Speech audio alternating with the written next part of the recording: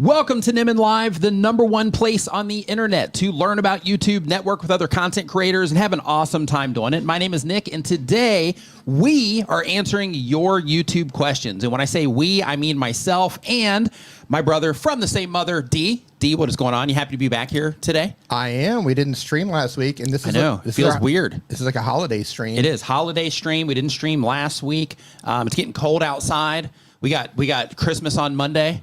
Yeah, it's all kinds of exciting stuff going on. Our birds' heads are falling off.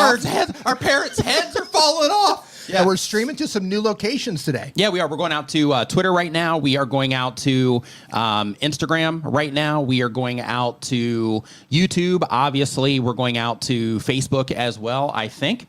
So, yeah, so we're going out kind of all over the place today. Thanks to our one of our stream sponsors, which is StreamYard. We use StreamYard to do these live streams because StreamYard is super easy. StreamYard makes it easy to add graphics on the screen, to invite guests on the show. You can add background music. You can add videos into it, all kinds of really cool stuff. But it's the easiest live streaming platform that you'll use. It's called StreamYard. You can find out more about that at StreamYard.com.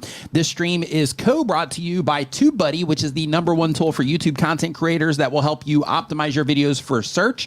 TubeBuddy will help you test your thumbnails so you can make sure that the thumbnails that you are making are effective for the audiences that you are trying to reach and the traffic sources that you are targeting. They also have some AI tools around helping you identify the best parts in your videos to make shorts out of, and all kinds of other helpful tools. But they got 90 different tools that will help you with your YouTube channel, and you can try that out for yourself at tubebuddy.com/Nimmin. And of course, I got links to both of those and a whole bunch of other helpful stuff for you as a content creator down in the description, as well as the form where you can put your questions. So if you have a question about what it is that you are doing on YouTube, there's a form down in the description right now that's on YouTube where you can put your question. So if you have anything that you're trying to figure out, there's something you want to know about the process or anything like that, just go ahead and put it in the form, and it's 100% free to do so. And as those questions come in, we answer them in the order that they are received through that form. So go ahead and get your questions down there right now. We got Christina Smallhorn in the house. Hey, Christina. What's going on, Christina? Hope that you are doing fantastic. Neil, Urban Van Life, what's going on? Hope that you're doing great. Neil. Chantel, nice to see you in here. Doug, what's up, my man? Hope that you are doing great. Little Crafty Nook in the house. We got Zach Talks Tech. Hope everybody's doing fantastic and ready to learn about YouTube. Home Rapid Repair, what's going on? Hope that you're doing great. Merry Christmas and Happy New Year to you as well. Neil, we got your hat hanging right here behind me. Oh yeah, nice. So when it comes to the stream today, hey, what's going on? We got Retired working for you in the house. What's going on, man? Hope that you are doing great. Dude, I love the new channel. Have you seen his new channel? No, I haven't. What's he got? He's just sitting there. Mm-hmm. He's just sitting there, and he's just answering questions about Thailand. Oh, nice. What it's like to live in Thailand. Oh, nice. He's not out running around. He's just answering questions. Oh, nice. Love it, dude. Nice. Absolutely love it. Good. Yeah, I'll have to check that out. Yeah, it's fantastic. Nice. Yeah, I'll definitely check that out. Super cool. Yeah. So excited to answer your questions today. So make sure that you get them in the form. Right now we have one question that's came in because I just turned the form on because I forgot to do that. But I forgot to do that before I started telling people to go put your question in the form. Good job, man. But while people are getting their questions in the form, I do want to just do a spotlight really fast. So Amy Johnson Crow, she is in the stream right now. Her channel is Genealogy with Amy Johnson Crow. I just want to congratulate her for crossing 25,000 subscribers on her YouTube channel. Amy, high five and fist bump to you. Nice work for 25,000 subscribers that you have gained on your YouTube channel. That's not an easy feat. So nice work on you for going through the process and doing all this stuff and serving your community in the way that you do to get to that milestone. High five and fist bump. Congratulations. Jerry, what's up, man? Nice to see you in here. So the very first question that we have, and again, this is coming from the form that is down in the description. The channel itself, is created by Susan Montgomery is the name of the channel, and they upload 1 time per week or more. They've been making videos for 1 year or more. The type of channel is they feature their ukulele music books in children's picture books. The goal of the channel says, I want to build my brand and raise awareness for my fun ukulele music books and ukulele themed children books. YouTube is a great avenue for that, by the way. And the question is, what are your top tips for faceless videos? I notice my faceless videos get a lot more views than when I'm just sitting and talking. They are just more engaging because I can do more with graphics and my audio. So when it comes to faceless videos, the same basic rules apply. You know, just like anything else when it comes to YouTube, obviously it comes down to you have to make videos that people enjoy. And when you make videos that, you know, people enjoy, they get some type of value out of, then they'll end up watching those videos for a longer period of time. And then if you can also get them to click and, you know, further engage all that stuff, then in that particular case, then, you know, more people will see those, you know, particular videos. So when it comes to faceless videos, it's the same as if you are on camera, to where you have to grab people's attention when they first come into the video. And then you have to create a good experience for those people, you know, as they're interacting with the content. So the best thing that you can do, just to make this an answer that applies to everybody that's here. Hey, Ron, what's going on, man? We were talking about you today, by the way. Yep, sure. But when it comes to, you know, YouTube, every content creator that's here, you need to make sure that you do go into your audience retention reports and you see how people are responding to what it is that you're doing. So if you're a new content creator, just in case you're not familiar with this, they give us a report inside of every video in our analytics that shows us exactly how people respond on average to every single second of our video. So the idea when it comes to faceless videos, or when you're on camera, or regardless of the format that you're doing or anything like that, what you need to do is you need to go in and see, like, okay, I'm publishing this. How are people responding to it, right? Because when we're making stuff as content creators, we make everything based on our own biases, which are, I think this is good. I think this is good enough to where I'll put it on YouTube, or I think this is a good video. And we craft everything for ourselves and how we like to do things. And sometimes that resonates. Other times adjustments need to be made. So when you go into your audience retention reports, you start seeing the places in your videos where people start, you know, falling off. Then in that particular case, you know, those are areas that would be problem areas. And then you can go in and you can start looking for, okay, what was I doing right before people started leaving the video here? And you can start looking for that. You can look for what was I doing when people were watching for, you know, consistently, where the line was, you know, relatively flat. What was I doing, you know, that caused people to rewind and watch this particular part again? So when you start, you know, analyzing your audience retention reports, it gives you a lot of, you know, additional insights there. Got some super chats came in. All right. Super chats. So the very first one we got from Tube Spanner here. Thanks for the super chat. Danielle says, I found a video called How to Stop Procrastinating. Saved it to watch later. That's literally something That is I a would good do. one. Yeah, me too. I would totally do me that. too. Yeah. Oh, how to stop procrastinating. Yeah, how's that? Yeah, I need to watch that one later. So I kind of have like a new thing that I do. Mm-hmm. I don't save it to watch later because that's never going to happen. Mm-hmm. What I do is I'll click play and I'll let it play for a few seconds, and then I go do something else, so then I can actually go back in my history and see that I started watching it. Oh, nice. And I don't know why, but that actually helps me watch videos instead of going into watch later. Nice. It's like, oh, you started to watch that one and you clicked out. So that's my little, I don't know. Love it. Yeah. Yeah. They do that for, thank you, YouTube. Right. Yeah, thank you. Got another super chat. So the other one here is from Nomadic Introvert. Says, happy holidays, Nick. Yeah, forget about D. We'll just throw D under the bus for that one. So I'll pass that on to D as well. D, happy holidays to you, you know, from Nomadic Introvert. So Nomadic Introvert says, happy holidays, Nick. Thanks for all your hard work to help YouTubers like me succeed on YouTube. My pleasure. Glad that you're enjoying the content. Again, it was awesome, you know, meeting you at Vid Summit. I hope that you're doing great. And thank you for the super chat and just for hanging out. You know, I appreciate it. I almost started singing the theme song to Grinch. Okay. Okay. You could have just came in painted green. That would have kind of expressed the same idea. Yeah. But not have to worry about any copyright things. Maybe. The Grinch. Maybe. Yeah. So good. Right. So I've got a notice here. So it says, can't post comments to some destinations. Oh, interesting. Yeah. All right. Well, So I guess there's some that. people are watching from, I don't know, maybe Facebook or Twitter. I have no Possibly. idea. X, and they can't comment. Possibly. I don't know.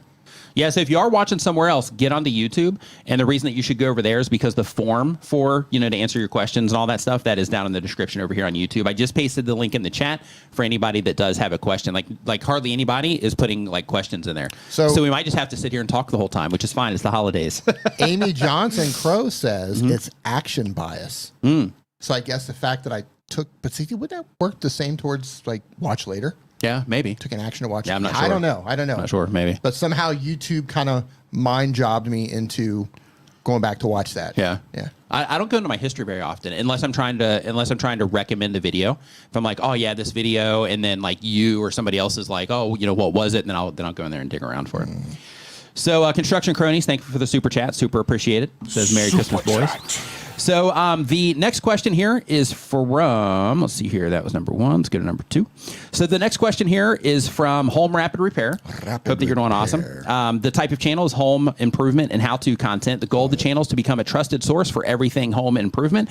The question is, I've completed 13 weekly live streams at the exact same time each week. Now three have received 10x the normal replay views. Almost crickets during the live, but replay is good. Should I keep this path? Absolutely. So if you have people that are responding to the live streams after the fact, then basically what you're doing there is you're creating content live, which is a win, because then, you can just do it without having to, write all the details down and things like that, which is great. And if you're getting, the good response from it, that's also great as well. But another thing is somewhere in that, and I would go into the audience retention just to see like how far people are making it in the stream, but somewhere, or on the replay, somewhere in there, I would make sure that you tell them, if you're doing them at the same time, all the time, spread that awareness in the content so the people that are watching it on the replay, to where you can just have a really quick thing and you'll be like, hey, by the way, we're doing this live, and we do it live every Wednesday at 3 p.m. Eastern. So if you have questions about what you're doing at home, whatever, then come in and join us at that time, and start spreading awareness about it, so that as people are running across that replay content, they can be like, hey, they're going live, and then they can come in and join you there if they choose to, if they're enjoying that replay experience.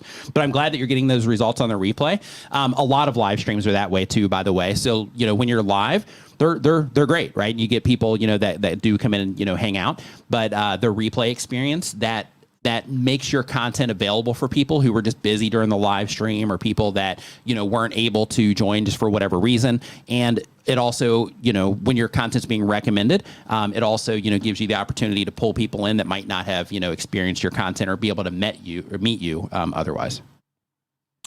So next up, our next question here, we did home rapid repair, number 3. And if you're just joining us, we're talking about all things related to YouTube. So if you have a question about what it is that you're doing on YouTube, there's a form down in the description where you can get your questions answered for free. If you get it in there right now, it will be answered on the stream, because we don't have a lot of questions down there right now. So if you do have a question, make sure you get it down there. Next up, we've got Tech Extranet. They upload 1 time per week or more. They've been making videos for 1 year or more. The type of channel is tech tips, news, and tricks. The goal of the channel is to help users with amazing tech tips that can make their days better. The question, I'm having issues getting monetized due to watch time. I make a lot of tutorials and people watch them and say thanks. I assume they don't come back for more. I have over 20,000 subscribers. Wow.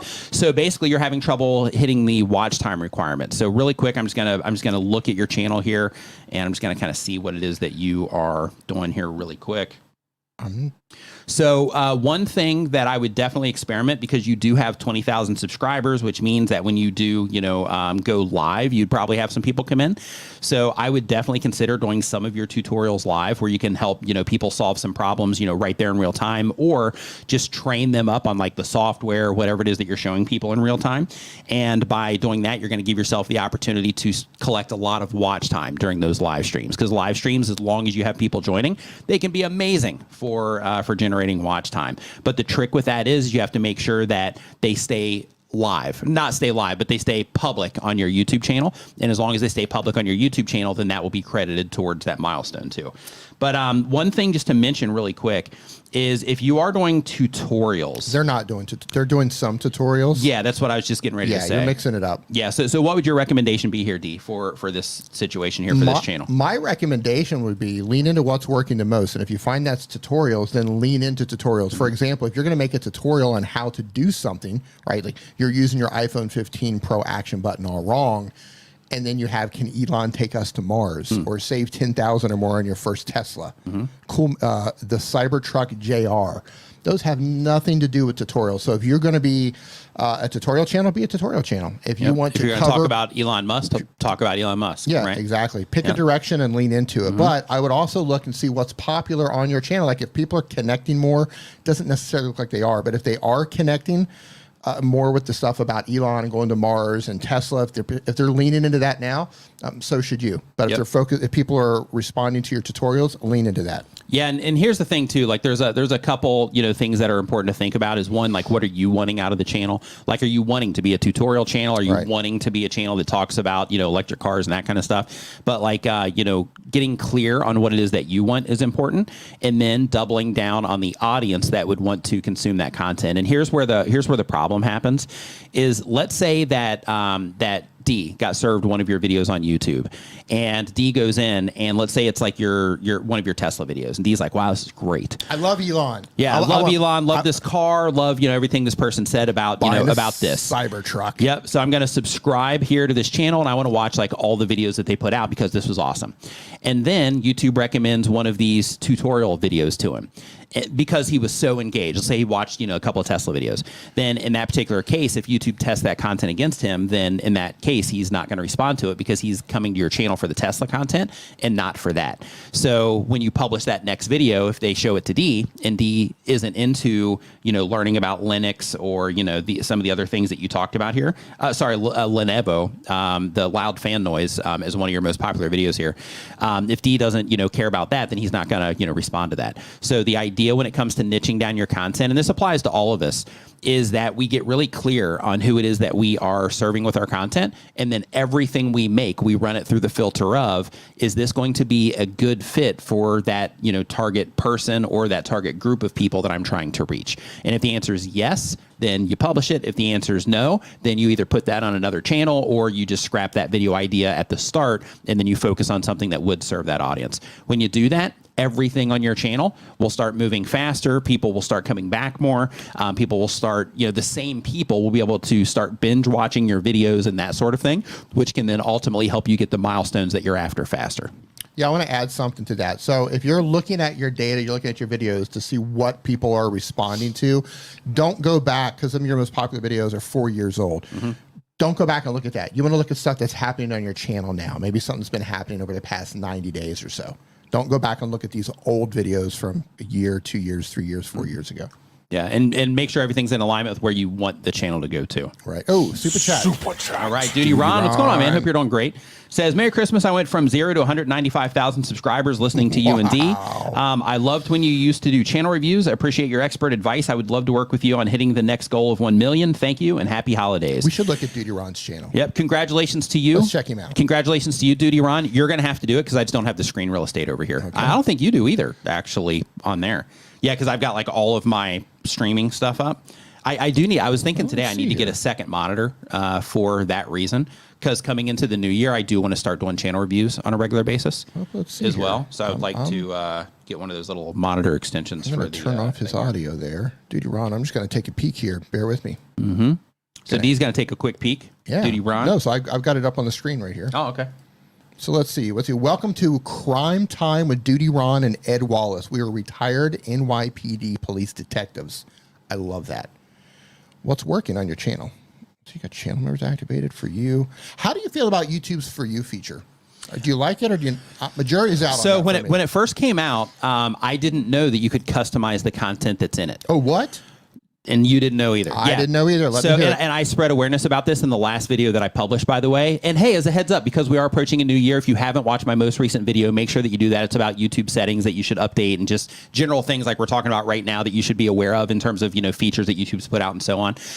But yeah, so now what you can do is if you go into your settings for that, you find this in the customization settings, and we're talking about the For You section of your channel page. So if you go into your YouTube studio, and then you hit the customization section and you're looking at your channel page layout there, you're going to see the For You section. You can turn it on or off there, or you can go in and you can hit the little More Settings option. And when you click the More Settings option, then D, you can take that down now if you want. Oh.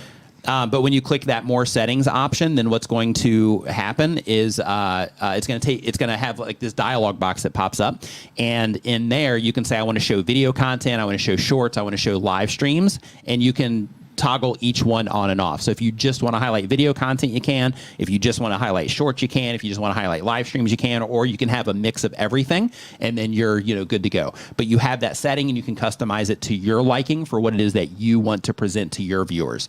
What I recommend is pick the content that you upload, the most regularly. In addition to that, make sure that it is like your good content. So, for example, with these live streams, these are more about serving the community that's already, interacting, not necessarily, trying to like push into new audiences, right? So because of that, these are taken out.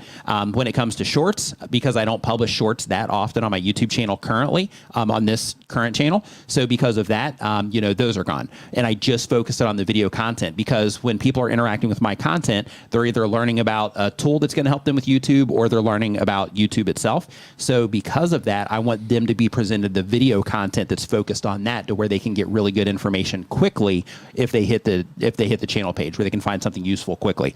So because of that, just think of all of those things as it applies to your channel, and how you can present the best content on your channel, or how YouTube can present it through that particular feature. Duty Ron, so I was looking at your channel. First of all, man, Quiz. congratulations. Dude, his live streams are absolutely crushing it. Nice. One day ago, 19,000 views. Nice. 6 days ago, 92,000 views. My one suggestion for you, Ron, would be, so you've got your homepage here optimized, but the playlist titles that you're putting together are very generic. Think about your playlist titles the same way you would your videos, in terms of putting keywords in there and writing something out that really connects to your audience, instead of just past live streams. Live streams about what? Right? What would your audience respond to? Instead of just videos about what? Like, you are putting playlists together, but get some of your more popular playlists on your actual homepage. So when somebody lands on your homepage here, they can easily find topics that that they're interested in. Instead of creative playlists, or instead of videos, those are all very generic. Get very specific, so you can tell the audience what type of videos are in there. Yeah, it's a little tweak, small tweak. Yeah, another thing just to consider also is on your thumbnails, I'd simplify some of those also. Because, like, for example, you have this latest one here that you did 2 days ago, and it has a big, like, duty run thing down in the bottom left-hand side. And then you have, the actual text, which is in yellow, another set of text that's in red that's outlined in yellow. So a good practice for all of us is, when we're putting thumbnails together, is thinking about, okay, what's the first thing that I want to grab somebody's attention, right? And then focus on that. And then, okay, if I need additional information, then in that case, what's that second thing that I want them to, be able to see, or where I want their eyes to go after this first thing grabs their attention? And from just a design standpoint, and helping words stand out, when you put yellow text around red, or a yellow line around red text, it kind of softens that red text. But if you put like a black or a white around it, it'll actually help it stand out. So I would definitely, consider that. But another thing that I want everybody to start thinking about, and I'm working on this as well right now, is moving into 2024.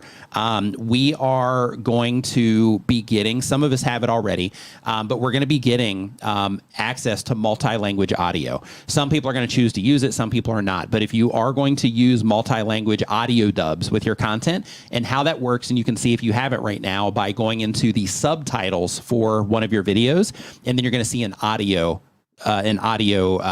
column there. And then if you add subtitles there, then it'll give you the option to add an audio track. So if you have that currently, if not, I mean, everybody's going to have it next year. But when you are deciding if you're going to use that or not, if you are somebody that's going to use the multi-language audio, keep in mind that text on your thumbnails is going to detract somebody that doesn't speak your native language. It's going to detract some people from clicking on that might be in other countries, if you're trying to, get your content seen and responded to better in other countries.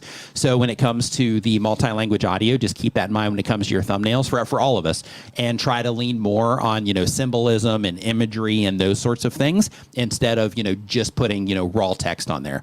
Keep in mind, the raw text is fine. If you're like, hey, my primary audience, this is what I'm doing, and the other stuff is all extra, that's fine. In that case, if that's the approach, then, just leave the text on there. I'll be doing that too for some videos, but try, if you want to really just give yourself that opportunity to, open yourself up, internationally, then in that case, audio dub your videos, translate your titles and descriptions in that same area, and make sure that you are, being very mindful about the text that you're using on your thumbnails, because if it gets presented to somebody that doesn't speak that language, that could be the thing that pulls them away from clicking on your video compared to something else. So, all right. So here, next up on our list here, did you have any more tips for Ron from looking at that? No, that was it. Oh, okay. I just think a little bit of house cleaning, organizing up the playlist a little bit on the homepage. You're putting the playlist together, keyword specific based on the case. Generally, get some of that stuff on your homepage based on what's popular, and don't be afraid to change those around. So, for example, I know they're getting ready to do something with the list that's getting ready to get released. Like, you might want to bump that playlist up on your channel right now, because people are going to be coming on YouTube looking for that list for who. Yeah, and also, like, on that concept that Dee just talked about in terms of prioritizing your channel page based on the activity that you're getting on the very specific topics that you talk about. I mentioned the details of that in the last video that I published too, so make sure that you check that out.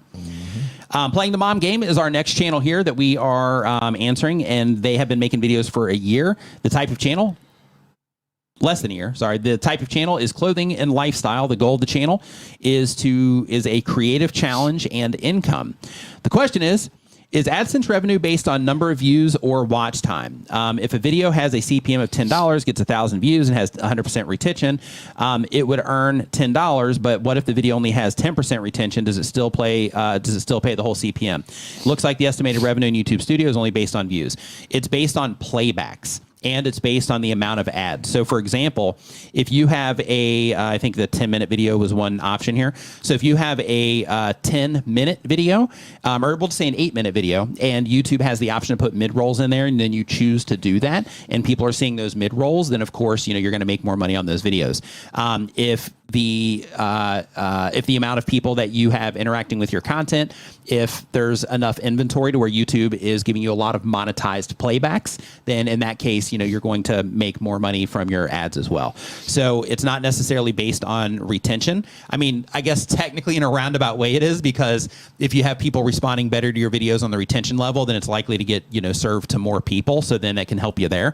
But in terms of, apples to apples, if somebody watches, 50% of the video, or they watch 25% of the video, if they saw an ad coming in, that's all that matters, right?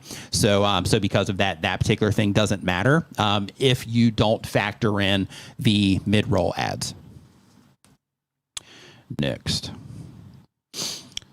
SMA Sky, what's going on? Hope that you are doing great. Midnight Madness 4x4, nice to see you in here. Hope that you are doing great. Border City Rock Talk, hope you're doing great. They have a question about monetization. So there's a form for everybody that's just joined us. We have a form down in the description right now where you can put your questions. If you're on YouTube, there's a form down in the description where you can put your questions here, and we're answering them in the order that they come in. Right now, we don't have a ton. So if you get your question in there, it's going to get answered on the stream today. That's crazy, isn't it? So we have the next question is from Frunk to Trunk. Interesting name. Love it. Yeah, so the whole thing there is like with cars with a trunk in the front, they call them frunks. Yeah, so it's frunk to trunk, so I guess it's like an EV, an electric car transfer to gas powered, I'm not sure. So they do, there we go, EVA and Tesla news. Or EV and Tesla news, updates, and tips. The goal of the channel is to accelerate the world's transition to EV vehicles and educate potential EV buyers about Tesla technology and features. The question is, I've noticed 3 big hikes in views and subs through 2023. When this happens, I try to expand on the topics that are doing well for me. Do you think leaning into hot topics is a smart strategy? Meaning, I make more videos about the subject and try to expand and add value each time. I do make evergreen content, but what is a good strategy when you notice your channel taking off from a hot topic? Follow it up. Like, here's what's going on, right? So when you make a video about a hot topic, people are coming in on that particular topic. So what you want is when you publish the next video and YouTube presents it to those people, you want them to respond to that video too, right? So if they come in on the hot topic and then you follow that up with like another view on that hot topic, or, you know, a contrasting view on the hot topic, or more information about that hot topic, or, you know, something like that, then in that particular case, those people that responded to that first one are more likely to respond to that second one, right? Versus making it about something that's completely different that they may not have as much of an interest in. With your type of content specifically, mixing in, because you're doing news content, mixing in evergreen content is definitely a good move when it comes to your type of content as well, because I actually have a really good friend of mine. He has an EV channel as well. You might be familiar with it. It's E for electric. With his channel, he started out as news, and he's actually went into some evergreen content that he's starting to put out now as well, just because it's a good idea, because if not, then you're just constantly, chasing those new topics. But when you do have some evergreen content, then it can start to build up that side of, what it is that you are doing and create a little bit more consistent traffic over time. So I would definitely make sure that you keep walking that road so that you can make sure that you are, kind of filling up both buckets. So I'm talking about the news stuff so that I can bring in, that surge in traffic because the interest around the things that I'm talking about in the news is high. And then I'm also going to put out the evergreen content so that I can make sure that if news is slow and I'm talking about things that don't have as high of an interest, I still have that evergreen content that's going to continue to serve the audience. Shark Scrapper, what's going on, man? Happy holidays. Brad, Magic Flying Potato, hope you're doing great. Melinda, Elliot, hope you're doing awesome as well. Tim Tech Wiz, what's going on? Hope that you are great. Okay, so next up we've got. So this is I'm cruising through the chat here. Okay, what do you got, D? And there's an account called Stellar Core. Okay. Who made an entire YouTube channel based on creating AI music. Oh, nice. So I guess AI is generating the music. Mm-hmm. Do I understand that correctly? Yeah. That's really interesting. Yeah. I'm going to listen to your channel later. So Vid Summit 2019, I think it was. There was a guy there that was doing that as well. His whole company was using AI to make customizable music for YouTube channels. I'm not sure how he's doing. I can't remember the name of the company, but he was doing that back in 2019. So I'm sure now, there's probably tons of those popping up. Yeah, I find that really interesting. I've heard some stuff that's AI generated. I think is really good, and I've heard some stuff from you might want to delete that. Yeah. So it's interesting. Anytime I come across something AI that's music related, like AI made this, flip a coin. Yeah. But I'm gonna check you out, man. And hey, really quick, if you are just joining us, I do want to let you know that it's free to get your questions answered. You can get those answered through putting them down on the form that's down in the description of this stream right now. If you're on YouTube, I'm not sure if those descriptions are showing up elsewhere, but if you have a specific question that you are trying to get answered about what you're working on, then make sure you head over to YouTube and then hit the video description, and then you're going to see a link to the form down there where everybody is, putting their questions. Melinda Elliott says, thank you for everything. It's been a member for 13 months. Nice. Thank you, Melinda, as well, for your support also. Thank you. You should have little YouTube plaques that you give out to year-long members. Should. That'd be cool, actually. Yeah. Us Plus Dad says that they upload every other day. They've been on YouTube for less than a year. They do Roblox roleplay content. The goal of the channel is to create an interactive Roblox community. The question is, we do some Roblox gaming, but most of our content is role-playing with Roblox characters. We've always categorized our videos under gaming and Roblox. Should we put them under entertainment, or does it really matter? So with what it is that you're doing, I think putting them under gaming is fine. When it comes to how you categorize your videos, YouTube, they have their own categorization system that they'll move everything into once you publish it anyway. So just get it as close as you can to where you're like, I think this is, like in your case, gaming. So we're going to put it in gaming. And then if there is some type of subcategory or something like that, then the system will move it to wherever it needs to be moved. Zach Talks Tech is dividing the entire audience today. What's he saying? Die Hard is a Christmas movie. Oh. Kathy Fit, what's going on? Hope that you're doing great. Nice to see you in here. Yellow Shirt Dad, what's going on? Hope that you're doing great. Man, that is just tragic with Bruce Willis. It is. Absolutely Man, is. Imagine that, right? Like having that life, and you're... Hey, they say you can't have it all, right? Bruce Willis. Yeah. Balance. Terrible. So Andy Chats F1 says they upload when they have time, been on YouTube for less than a year. The type of channel is Formula One video essays and mini documentaries. The goal of the channel says currently it's to reach 1,000 subs, and I have the watch hours. So that's like the opposite from the first question today. The first channel is like I got 20,000 subs, but not the watch time. Yeah, you guys should collaborate. So the Team question up. is, Yeah, team up. right? Get it done. The question is, I've reached the watch hours and had a couple of videos do well now. How do you suggest I improve getting subs on documentary sports niche channel? I'm at 550 at the moment. Thank you. Hope you both have a good Christmas. So when it comes to people subscribing to your documentary content, it's going to come down to, you know, them enjoying the content, you know, of course. But, you know, there is things that you can do, and this is going to be depending on the content itself, but you can invite people to subscribe to the channel. In your case, because you're doing documentaries, you don't want to interrupt the story that you're having by inviting them to subscribe, right? Because you want to focus on the story and make sure you get them involved in that. So because of that, in your case specifically, I would wait until the end of the video and just remind people, you know, hey, by the way, you know, if you enjoyed this, you know, make sure to subscribe so you can catch the next documentary, and then move on from there.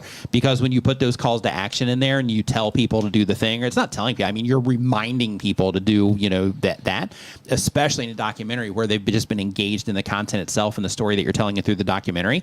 What a regular viewer that's not a YouTuber's thinking is like, oh yeah, this is really good. Right? They're not thinking about, oh, I got to make sure I like it. I got to make sure I subscribe. I got to make sure I do all this stuff. They're just like sitting back, enjoying the content. So because of that, I would make sure that you do invite people to subscribe. In your case specifically, another thing that I would look into is look to see where people are watching from. Because, for example, if you're doing longer documentary content, there's a good chance that you have a lot of TV viewership. And when you are viewing on a TV, it's just a smidge more challenging to, you know, subscribe. So because of that, you know, that could also, you know, be a reason for a little bit of a slow, you know, subscriber gain on that too. So I would just look in your analytics. It'll show you what devices people are watching on and just get an idea there. And if you do find like a heavy TV viewership, then I would just make sure that you put that at the end anyway to invite them to subscribe. But just keep in mind that might kind of slow things down, you know, just a smidge. Hey, what's on, Chad? What's going on, man? Hope you're doing great. Learn Spanish World. What's going on? Monique, hope you're doing fantastic today. So next up, we've got Tom Nash in the house. What's up, dude? Hope that you are doing great. Nice to see you in here. So Tom He's has like, a new oh, channel we got both the Nimmin brothers again. Absolutely, man. We've been doing this for what, 6 months now? Where you been, maybe Tom? longer. Yeah. Tom has been on fire. Dude, he's crushing. Yeah, crushing. Yeah, his Facebook group is great too. Yeah, he's got a really good Facebook group. It's super clean. He runs it very, very well. Yeah, great Facebook group. Yeah. It's called YouTube Creators. I believe it is. If anybody's here on Facebook and you want a really good Facebook group, check out his group. Check out Video Makers and Marketers from Daryl Eves, which I think is also Creators Helping Creators now, I think might be the name of it. And then you have Tube Britchell from Brian G. Johnson. But those are like the three groups that you should be a part of if you're on Facebook, for the groups that are open to people. Yeah, Tom just hit 300,000. Nice. His main Crushing, channel there. dude. Crushing. Absolutely love it. Crazy. Yeah. So English Fun Zone is our next question. They do educational content. The goal of the channel is to make fun English videos and earn some money on YouTube. The question is, how many videos should be in a playlist? I've done several playlists trying to keep it at about 10 to 15, but there are some topics like grammar and English lessons that have 30 to 37 videos. It's really hard to break those up, and I wish there was a quicker way to see what videos are being subscribed to the most. So if you go into your YouTube analytics, you can see subscribers there. Basically, if you just go into advanced mode of your YouTube analytics, you will see a column for subscribers. If you click on that, it will sort the videos by the videos that are driving the most subscribers. You can sort by date range, so you can see, you know, like, okay, how many is this, you know, which videos over the last year have driven the most subscribers? And then you can just get a really quick view of that. When it comes to the playlists, there's a bunch of different ways that you can use playlists, and a bunch of ways that you need to think about a playlist. So the very first one is categorizing your content so that your viewers can easily consume the content. So since you're teaching people English lessons, in your case, putting all 37 videos in one playlist that are all topically similar to where it would make sense for somebody to watch them back to back is perfectly okay.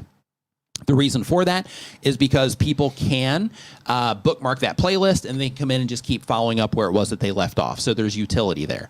In addition to that, you can also have playlists that you're linking to from your end screens. So with those, let's say you're talking about, you know, grammar, and let's say you might even have 15 videos about grammar on your YouTube channel, but since you're putting it in your end screen, maybe you want to limit for that particular playlist. Maybe you want to limit it to like 3 to 5 videos, depending on how long they are.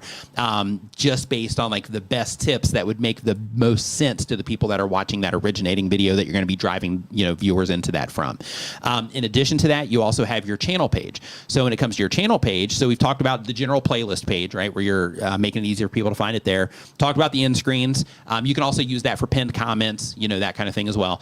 But you can also consider your channel page. So when it comes to your channel page there, you're also categorizing your content to make it easy for people to find things. So there you could make a custom playlist that had all 37 videos in it, or you could just take the best, out of that 37 and put them there. Either one would work because the whole idea there is just making it easy for people to find more of the content that they care about. So really that originating playlist where you put them all in there, probably best in your case specifically, teaching people English to actually just put that as like, hey, here's all the videos that I have about this particular part of, the language. And then here's another playlist about, this particular part of the language. And what I recommend you do, I'm not sure if you watched the video that I just published about, the things that you need to clean up about your YouTube channel for the coming year.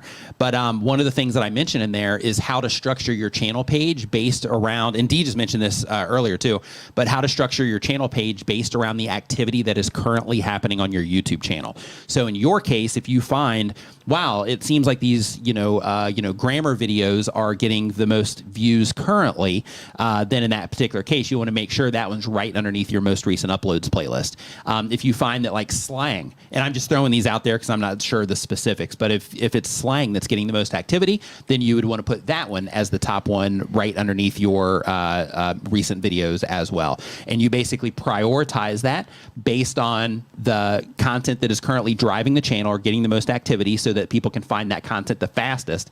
And then underneath that, you can do it based on the second thing that's bringing in the most activity. And then you can also do things to where you're like, you know what? I know that my audience needs this information and they typically want this information, so I'm also going to make this other playlist. I'm going to put it there as well, even though this particular topic might not be the one that's bringing in the most activity, but when people find it, they really enjoy it. And then there's like advanced things that you can do. So on the advanced side, when it comes to playlists, you can also prioritize around your playlist and group videos together that also, have higher CPMs on them. You can group together videos that typically drive, the most subscribers, that kind of stuff, so that you can you can make it to where people find that content, the fastest as well. But it's always best to prioritize what the viewer wants versus like, hey, which videos, are am I more likely to get a subscriber from if they click into those? If you just prioritize everything for the viewer, then it'll end up working out for you long term all the way around, anyway. But it's a lot of information about playlists, so hopefully that was helpful. So anything to add to that, Dee? No, but I was just thinking, because we've got a comment here from X. Okay. They can't see the description of the form. Right. That's why I said before, when I say that, I say to go over to YouTube. Yeah. Because of that. Yeah. Yeah. So here's, if I see something on X pop up that catches my attention, I'll just highlight it and we'll cover it real quick. Okay. That's fine. Because I'm not going to go off X. Well, or do they see any type of chat or anything over there? I don't think so. Okay. No. Yeah. Or if you're on X, just come over and join us on YouTube. Just go to youtube.com/Nick Nimmin and you can find us over there. And then that way, that's it's easier. So this one's quick. Because if not, then everybody will just go over there and start posting on Twitter to get their question answered faster. So, having it in the order. I'm just going to answer this first one. Having them in the order that they're coming in is the, is the fair way to do it. I'm just going to answer this first one because it caught my attention. All right, go. Yep. Go. Hey guys, quick question. What's the better thing to do? Revive a dead channel or make a new one? What do you think? I think it depends on what you want to do. So if you're like, hey, I'm going to make the same type of content, then go after the channel that you had before. But if you're like, hey, I want to do something different than what's on that channel, then in that case, I would make something new. What would you do? Exactly the same thing. Okay. Yeah, it depends on what you're going to make. If you already have an audience built in, keep in mind, even if you're going to do the same thing, a lot of that audience, they've moved on. Their interests have changed. They're probably not going to come back. But if it's the same topic, just start uploading again. Brian G. Johnson's been a perfect example of this. Yep. His channel was dormant for a while. He started uploading again, same type of content. Yep. And he's back on it, and it's growing and growing and growing and growing and growing. Hey, really quick, Tom Nash says, can we hear the elevator story where one Nimmin brother got stuck and all at the end of the show? I'll donate to charity to hear that story. So since this is a charity thing, so it's actually both of us and Jesse. Yeah, and Jesse Davis. So we had Jesse Davis on here, and he joined us for the stream that day. And then when the stream was over, we hopped in the elevator. Jesse was just in town. He was leaving the next day, and he was actually in a hurry to go meet up with his wife. And we hopped in the elevator and then hit the button to go to the parking garage. And as soon as we hit the button, we started moving just a little bit, and then everything stopped. Yeah, it was pretty funny. And then from there, D? You know what's funny, Tom? I streamed the whole thing live. Yeah. As soon as we got stuck, I streamed the whole thing. Is that still live on your channel? I just made that private. Oh, did you? I unlisted that like 2 days ago. Nice. I unlisted that like 2 days ago. I was just looking at because I was going to redo the thumbnails, and I was like, that shouldn't be on there. Yeah. And I unlisted it. Nice. That's so funny. Nice. But here's the thing, Tom. The reason it's terrifying is I believe you've been to this part of the world. I think we've talked about that. So in Thailand, they don't have the best safety records for some of this stuff. And there are studios in a really old building. Yeah. So when the elevator breaks here, the pucker factor is high. Yeah. Very it's a high. Nice, pleasant way to put that. Yeah, the pucker factor is high. So when they finally got the doors open and we had to get out, you've seen all those videos where people are getting out of the elevator and then like drops. Yeah, we all had to like quickly get out of the elevator. Yeah. I was scared to death that thing was going to go. Yeah, so we ended up calling a maintenance guy. So the maintenance guy ended up coming, and then he had to pry the doors open, and then we had to climb out while he's sitting there holding the doors open. It was pretty fun. Yeah, so that was the second time. Yeah. I got caught in there once by myself. And he actually had to come and break the door open. Yeah. He had to find something. It was late night. Yeah. And you called I think it was like 2 a.m. or something crazy. You like call the emergency and nobody answers it. And they jammed, I don't forget what you jammed in there, but he jammed something in the door and he got the door open and I was able to get out of the elevator. The building, they flipped out the next day because like we bent the doors up and everything. And they came at me for a while. You got to pay for this. I'm like, I ain't paying for this. It's your elevator that broke. Yeah, I was just trying to escape. Anything. Yeah. So I didn't pay for anything. Learn Spanish World, thanks for the super chat. Says, hey guys, glad to see Nick's feeling better. We missed you, amigo. Just wondering what we can expect from YouTube in 2024. Is it going to get more competitive, easier, harder? What are your predictions in 2024? Ooh, good question. I'm going to unlist this video so give it to Tom. I'm going to send this to you. Actually, if it's unlisted, I'll just send it a link. So when it comes to 2024, first, so some people are currently testing or currently using YouTube's A/B testing feature. So that is going to be available for everyone in 2024, which is going to be great. In addition to that, we also have audio dubs, which is also going to be great because if you are Contempo Coding, what's going on? Hope you're doing great. If you are publishing videos to YouTube right now and your main audience is an English-speaking audience, then in that particular case, or yours, because they're learning Spanish, well, no, it would still be other languages. But anyway, if you're publishing videos to YouTube and they are in English, you have already been able to translate the metadata, like titles and the descriptions and the subtitles for quite some time. Now, in 2024, everybody's going to get the option to do audio dubs. One thing that I've noticed over my almost a decade on YouTube is that when new features come out, then they get used very nicely, and it's also usually a really good way to get some extra activity, just because there's not a lot of people using those features. I'm not sure how it's going to work with the audio dubs because there will be content in those other languages, but I'm going to start using them here in 2024 as well. And basically what it's going to do is it's going to make it to where if you have somebody, let's say they are in Mexico and you have everything translated there and they are looking on YouTube in their native language, then they're going to see your titles written in their native language. They're going to see your descriptions written in their native language as long as you translate them.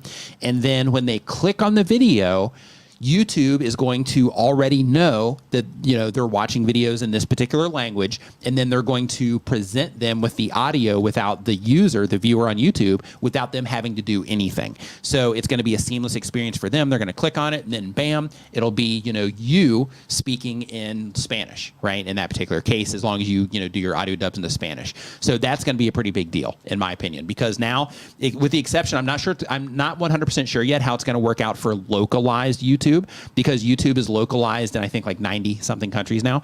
So what that means is they kind of like lock those in. But when it comes to people accessing the main site in that particular case, that's going to open us up to a lot more people. And on our end, it's going to open as a viewer, it's also going to open us up to a lot of content creators that we normally wouldn't normally have access to, which is going to be fantastic on both ends. So I'm really looking forward to that side of things.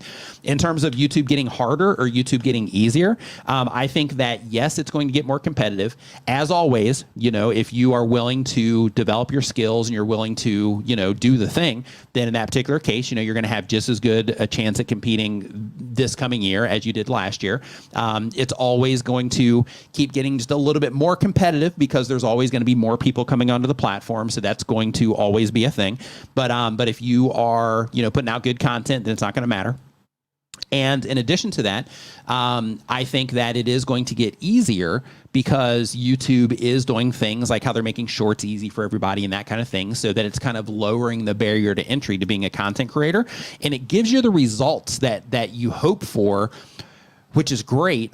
And it keeps you motivated while you're working on getting the activity on your long form content, right? If you're also trying to be a long form content creator. So because of that, I think that that whole thing is also going to, get more intensified, which I'm looking forward to. So, that's my thoughts on it. In addition to that, YouTube also mentioned they're rolling out like more live stream features. In fact, we have a new live stream feature today. So one of the things that YouTube just put out is if you are, and any of the mods here, you can see this, is if you go and you click on the 3-dot menu on somebody's name here in chat, if you're the streamer, then there's an option here for channel activity. And then what you can do is when you click on that, it's going to show you how many deleted messages the person's had. So if like Doug or Chantel or somebody's removed their messages, it's going to show you how many. It's going to show you how many times they've been timed out, and it's going to show you how many times they've been hidden. And it shows you all of their chat messages for the last year. So you can be like, oh, this person's like really active, but maybe, they just haven't stood out yet or something like that. So then you can, just recognize that. In addition to that, if somebody is problematic, then it's also going to be easier to identify those people as well, which will then make it easier to keep your live streams clean and, that sort of thing. So yeah, really looking forward to everything that's coming. And of course with AI, just in general, because you mentioned one of the things about it getting harder or easier. I think from a workflow perspective, I think it's going to get easier there for us as content creators because we've already got tools that are helping people. I think it's called Gling. Have you seen this? Gling? Yeah. So with Gling, basically what it is, it's a web service, and you load basically because we record in clips. So we Gling. Yeah. So we would have to actually put those on a timeline and then render them out and then upload it. So it's just one big file. Right. But basically you upload it there, and then it automatically cleans out all the spaces and it looks for repeats and all of that stuff. And it basically gives you a rough edit, and you can export a Final Cut Pro file, a Premiere Pro file. It's kind of like Autopod, but it's a standalone. Yes. Yeah. And then with that, because Autopod works for Premiere, but I don't think it works for like DaVinci or for Final Cut Pro. With this, you upload it there, and then it cuts out all of that stuff, and you can download, for example, like your Premiere profile. And then when you download that, you open it up in your computer, and all of the edits are in there. So then you can make any adjustments that you need to it, and then finish up the rest of the edit. So that's going to be really awesome. But that whole thing with all of these tools, TubeSpanner's got some cool stuff coming. TubeBuddy's got some cool stuff coming. Opus Clip is just crushing it with what it is that they're putting out with they're constantly doing updates. I'm in their private Discord for the feedback on some of the updates. They're putting out some really cool stuff that's around the corner. But when it comes to the tools related to what it is that we do, I think just making content in general is going to be easier here in 2024 as well, once all this stuff really kicks into high gear. What are your thoughts, D? For 2024, harder or easier for content creators? Well, I think it's going to be easier. Okay. I have a couple of thoughts on this. Okay. Number one, it's going to be easier than ever to create content, right? I mean, the bar is already low. Anyone can make content. You don't have to edit. Right. You don't have to edit. Right. You can just upload a short if you want to. You can upload to TikTok if you want to. So the bar is already non-existent. You need a phone and you need internet connection. So I think the tools to make, I'm not even going to call it better content. I'm going to call it tools to make more creative content. I think that's going to make it a lot easier for people to, because, we have these ideas in our head. Like, I would love to make something like this, and you don't know how. And I think we're coming to a point where we've got all these AI tools and all these different tools for editing and just, visually incredible tools to make things look cool. We're at that point where people are able to make almost anything they want. Yeah. So I think 2024 is, and I know we kind of say this every year, but I think 2024 is going to be the year of the creator. But it keeps getting better. Like it keeps staying the year of the creator. Right. Yeah. So that's what I mean. Like, how do you keep outdoing yourself? Yeah. But they do. Yeah. You know, this year was the year's creator, the one of the year before. And I think if you're on the fence, you're like, oh, I just want to start a YouTube channel, but I don't know, and maybe I'm shy. No, listen. Just start now. Yeah. Start now. Start now, because when we're having this live stream this time next year, and we're like 2025 is going to be the year of the creator, you're going to wish that you started now. So anyway, back to the sides here. On one hand, I think it's amazing. You've got all the tools. I think people are going to be able to take whatever idea that they have wherever you're at on your journey. That's the main thing. Yeah. Like if you're an advanced creator and you know how to use the tools, you can pretty much do it anyway. But if you're just getting started, you might not know how to do this stuff. So you're getting access to these tools to be able to do that. So I think that's fantastic. On the other hand, I think it's going to be harder because it is easier than ever. Therefore, here comes the flood. I think we're going to see so many more creators coming in. I'm excited for new genres. Because that's going to happen. New genres, new niches popping up. Yeah. So I think there's going to be a lot more competition. There's going to be tons of new creators coming onto the platform. So I think in that sense, it makes it a little bit harder. But in terms of actually making the content an opportunity, 2024 and beyond, I'm all for it. Love it.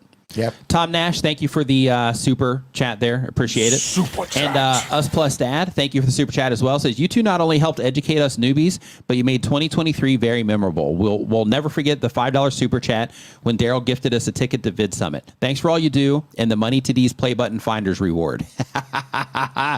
Oh, love it. 2024 is going to be the year I get a play button. Don't count on it, but yeah. Hey, we got Brian G. Johnson in the house. Oh my Brian G. God. Johnson, what's up, dude? Hope that you are doing fantastic. Brian said that's the fun part, learning how to make the things that we dream about, striving to improve. Absolutely. You know, that's the thing of being a creative, right? Is, hey, how can I make something cool? How can I make something else? Yeah, and you know, that's the thing with the tools, right? Like, even if you're like, I don't know how to edit, right? Okay, the thing that's holding me back, I mean, if a lot of people say this, the thing that's holding me back is I don't know how to edit and I don't have the time to learn to become an efficient editor. Well, guess what? There's tools to edit for you now. Yep. Like, like every excuse almost every excuse that creators have, it's just being eliminated. Right. Brian's like, what now? Come at me, bro. What now? What We do you got got? a tool for that. Yeah. Right. Yeah. Well, I can't do it because now you can. Now what else you got? Yeah. Yeah. Love it. Yeah. We're going to be left with the last tool that's just like, it's just like yousuck.com. Yeah. And you just go there and you just upload all your files and it just puts it all together for you anyway. Uses AI to like fill in the blanks and make it better. Right. Yeah. Just like go in and just like type your video idea. Well, we're close to that anyway. Right. Just type your video idea in. It's like yousuck.com. And then it literally does everything for you. It uploads it. It makes your thumbnail, creates your titles, puts it out there, sends it to your email list, makes a tweet, does all the stuff. Hey, we got Marcus in the house. What's up, dude? I hope that you're doing awesome. It was awesome hanging out with you here in Chiang Mai when you were in town. Awesome getting the chance to hang out and get to know you a little bit. Looking forward to hanging out again in the future. Looking forward to seeing you at Vid Summit also, because we all agreed to go and hang out over there. Travis MCP in the house. MVP. 2024 says year of the Nimmin Driving Academy. Dude. Okay. All right. The year of the play button sleuth. Yep. You don't want me teaching you how to drive. That's for sure. Definitely don't want me teaching you how to drive. So next up, we got Yes, It's Me Tools. My girlfriend doesn't believe. What? That I've wrecked every vehicle you've had? That you've wrecked every vehicle I can confirm. Yeah, I can confirm. She doesn't believe. Yeah. Yes, It's Me Tools is our next question here. They upload one time per week or more. They've been on YouTube for 1 year or more. The type of channel is vlogs, restaurant reviews, travel, TV show, and music reviews. Okay, so we're going to talk about that in a second. Yeah. The goal of the channel is entertainment, and the question is, thank you so much for all the content you do, Nick. Almost 1 million followers. Here's my question. What is the best way to know what my audience would like to watch? I've asked in my community tab, but would love to know if there are other tools. So when it comes to knowing what your audience would like to watch, like the core thing is seeing what they've already responded to on the channel. Right now, you've got 3.4 thousand subscribers on your YouTube channel, 269 videos. So you have all the information that you need right now to know what it is that your audience wants from you. The issue that I see, and this is one of the things that I mentioned that that I would like to talk about, is that when listing out what it is that you offer on your channel, you have vlogs, restaurant reviews, travel, TV shows, and music reviews. So in terms of the viewer themselves, one thing that you got to make sure that you're thinking about is if somebody is coming in and they're watching one video on my YouTube channel, what is the likelihood of a majority of the content on my YouTube channel also being something that they can consume, right?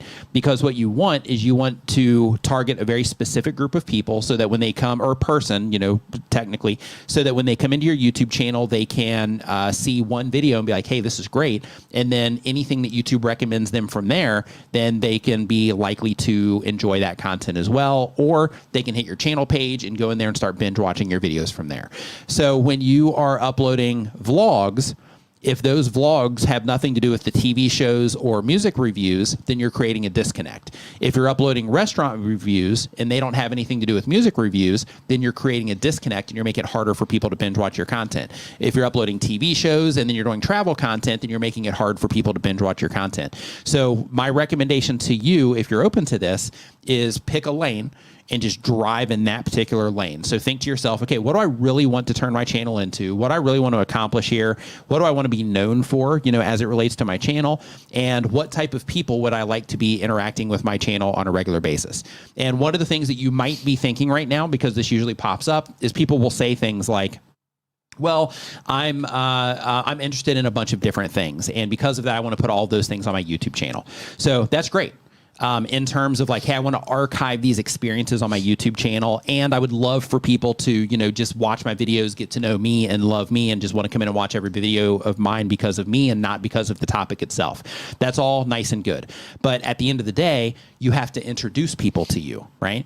So when you are making when you're focused in a niche and you are publishing content within that niche and you're serving the viewers that are watching content in that particular niche, that is all your bait to introduce them to you. And then from there, focus on serving them that content. And then way down the road, like once you have, you know, like a nice size established channel, you have a lot of return viewers coming in, you have an average view count that you're happy with, then in that case, that's when you start being like, okay, you know what, let me try to just drop in, you know, one of these videos and see how people respond to it. And one of the things that you're going to learn really quick is, are they there for me or are they there for the content? Now, keep in mind, when it comes to the you side, people are going to come to you, you know, for you as part of the content that you make as it relates to their interest, of course, because, you know, they're watching other people in that niche or whatever, but you might become one of or the destination for those viewers for that type of content, right? So because of that, I would just make sure that you're focused, like Brian G. Johnson says right here, make sure that you're focused on like a specific thing, right? A specific value that you give to that audience and a specific type of content that that audience can come in and serve. You don't want to dilute things, which is what you're currently doing, by putting out a bunch of content that makes it difficult for people to enjoy video after video after video. Because, you know, we're all selfish, right? We all click on stuff based on what it is that we want to watch, right? If you even monitor your own YouTube activity, you're clicking on stuff like, oh, that looks interesting, and it's all based around, you know, the things that you care about, the creators that you already know because you've been introduced to them through that content that you cared about, that you clicked on them, you know, that first time. For them, if you see them in the thumbnail, you might click on them and then come in and enjoy them. But most everything you're clicking on is all things based on the things that you're interested in. That's why you're clicking on them and choosing to dedicate time to watching that content. Let's see here. So next up, completely off topic. I've been thinking about this AI stuff here. All right. What is your favorite AI tool right now? Creatively, I like Kyber and Runway and Midjourney and of course ChatGPT. I mean, I would say ChatGPT is the winner. Unrelated to making YouTube videos, Yeah. like what are you using the most? Because I know you tinker a lot. Yeah. ChatGPT. Yeah, it would be the thing that I use the most. I use that almost every day. Sometimes I'm driving around, I'll put it on audio mode and I'll just sit there and have conversations with it, while I'm driving around or whatever. So yeah, I love ChatGPT, just for like brainstorming, just kind of fleshing out ideas and getting feedback on ideas and that kind of thing. And how about you? Are you paying for it for version 4? Yeah. Yeah. I think that too. And I think number 2 for me would be Midjourney. So yeah. ChatGPT 4. I've got that on my phone. Midjourney's solid, man. Or not Midjourney, but Dolly within ChatGPT. It's solid, man. Like it's really solid. Like I've made some really cool images in there. Yeah, I keep GTP on my phone. Is it GTP or GTP or GPT? I always get it wrong. ChatGPT? Yeah, it's I always get it wrong. GPT. GPT. Yep. I always mix that up. Yep. Yeah, I've got that on my phone. I use it Almost daily. Oh, that's nice. Amy says that now we know why Nick crashes so many cars because I'm driving around talking to AI bots. Ooh. Yeah, unfortunately, that wasn't available, back in the day. So apparently version 6 of Midjourney does text. It does. I haven't tested that yet. Thanks, Brian. Yeah, it's still having, I was messing with it yesterday. It's still having some problems with like hands and, that kind of stuff. Most of the time it's fine, but, it's still running into, we're still running into that sort of thing. Super chat. Got a super chat? So Goe Motocycle Adventures, thanks for the super chat, says, I just wanted to get an overall outside opinion of my channel. I really only get opinions from friends and family. Keep up the great work. Okay, so here's what we're going to do. I'm going to pull up his channel, but this is going to be the last channel that we pull up here during the stream, just because I want to focus on the questions as they come in here. So I'm just going to pull this up here really fast. What is it, Joe Go? What is it? Goe Motocycle Adventures. Okay. So let's see here. So first off, you're doing motorcycle adventures. So the biggest tip that I can give you right now, just looking at what I'm being presented here on my For You page, is to make sure that every video that you publish has something to do, or that it has a motorcycle in it, has a motorcycle, some type of motorcycle imagery.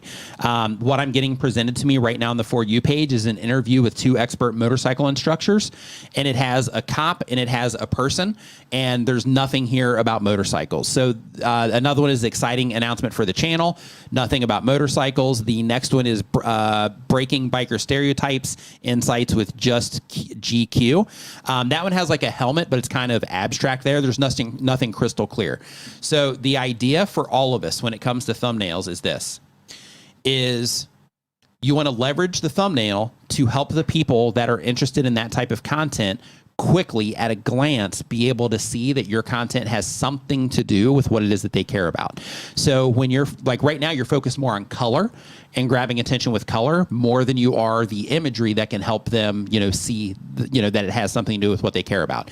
So with your content specifically, I would either have a motorcycle helmet or an actual motorcycle that's clear, to see in every single thumbnail that you publish that has something to do with motorcycles, because the whole channel theme is about that. So I would make sure you have a thumbnail in everything. And the whole idea, again, is just to make it easy for people to identify that the content is something that they care about so that they'll stop and look at it. And then when they stop and look at it, then they'll see the title, and then that gives them the context they need to know what's in the video.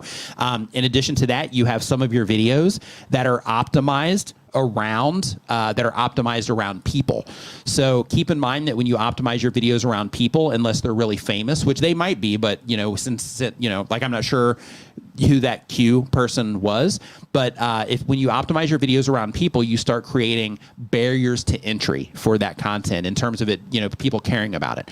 So when you are optimizing the video around a person, then what happens is it's like, well, I should, I need to know who that person is for that to really matter to me. But when you optimize everything around one of the primary topics that you talk about with that person, then in that particular case, it gives you the opportunity to tap into the interests that people have versus them needing to know that person for it to like really matter, right? So like once everything gets like, really big and things like that, that gets modified a little bit. But like where you're at right now, I would focus everything on like, okay, how do I make it easy for people to, access this content or be interested in this content? And how do I help them identify it as quickly as I possibly can? So I would focus on those things right now. Yeah, just a couple of really small things that I noticed here on your channel as I was looking around. Number one, in your description, if you're going to stuff a bunch of hashtags in there, you can put them down at the bottom. So if I'm going in here to read your description and you've got a ton of hashtags in here, it's really confusing to look at. You can put those at the bottom of your description if you want to. Number two, don't forget about the pinned comment. You can use the pinned comment to link out to another relevant video that they just watched or to the playlist that you've been linking to in your descriptions. Put that in your pinned comment. Tell them what it is, tell them why they should watch it, and pin it there. It's going to go up to the top of all the other comments. And don't forget cards. You're missing out on some cards. And use the custom text in cards, kind of sell it a little bit. It will improve your click-through on your cards. Mm-hmm. We've got Daryl Eves in the house. Thank you for the super chat, my man. Thank you for swinging by the chat. Super appreciated. Says, love you guys. Keep it up. I love the way you both help creators. I love the way you both help creators succeed. And YouTube 2024 is going to be amazing. Absolutely, it is. And I actually have this stream redirecting over to your stream as well. So just a heads up, everybody. As soon as this stream is complete, it's going to redirect over to Daryl's stream. He doesn't start until about 30 minutes after this one ends, but it's going to send you over there so you can make sure to hit the reminders so you can make sure to show up for his stream. The whole thing is about what's in store for everybody in 2024. So really, you know, how to thrive to make sure you win in 2024. Highly recommend everybody check that out. But Daryl, thank you so much, man. I was in the bookstore because he posted that book. Yeah. And then Daryl, go watch the video. Yeah, go watch the tweet. video. Yeah. D had the Thai maintenance guy that is in his place, like fixing stuff up. He had him translate some of the text in your book so you could hear what it sounds like too in Thai.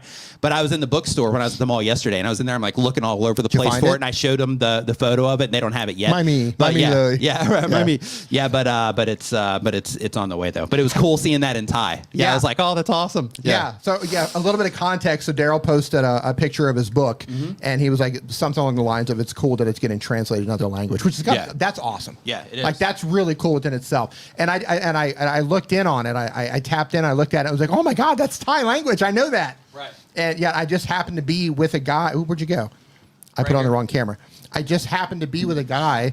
We were remodeling some stuff, and he's a Thai guy. And I was like, "Read this." I actually had him read this right here. So, the Thai version. The Thai version's got like this red part right here. And I was like, read that. Yeah. Yeah. Fantastic book. And then we've also, thanks again, Daryl, man. Looking forward to 2024 as well. Internet Anarchist, what's going on, dude? Super sticker. Ooh, Nice. Thai Love bot. it. Love Are it. they in Thailand? Yeah, he's here. Oh, that's the internet. Yes. Yeah. We were just talking about you on the way in the door. I was like, Yep. I was like, he used to live upstairs. Yep. What's up, man? Nice to see you in here as well. Thanks for the super chat. We should just do that over coffee instead, right? Just do it over coffee. So, David Matney, living in Omaha, thank you for the super chat as well. Says, question, have either of you done any A/B testing comparing on AI-generated thumbnails versus an old-fashioned thumbnail? Which did better, etc. Thanks for all the help this year. I have not done that yet. I love just making thumbnails, just kind of coming up with the ideas for them. And I'm just not leaning on, AI for that at this moment in time. What I have done is I've done a mix. So basically, I have some live streams that I do on other channels as well. And for a couple of those, and I think one piece of video content also, I did a mix to where basically I had my design, but then I used the imagery from the thumbnail. So I think one of them off the top of my head is on the StreamYard channel where I talk about a live stream setup. And on that one, I just put, live stream setups. And then in the background, you see just like this really fancy looking live stream, setup.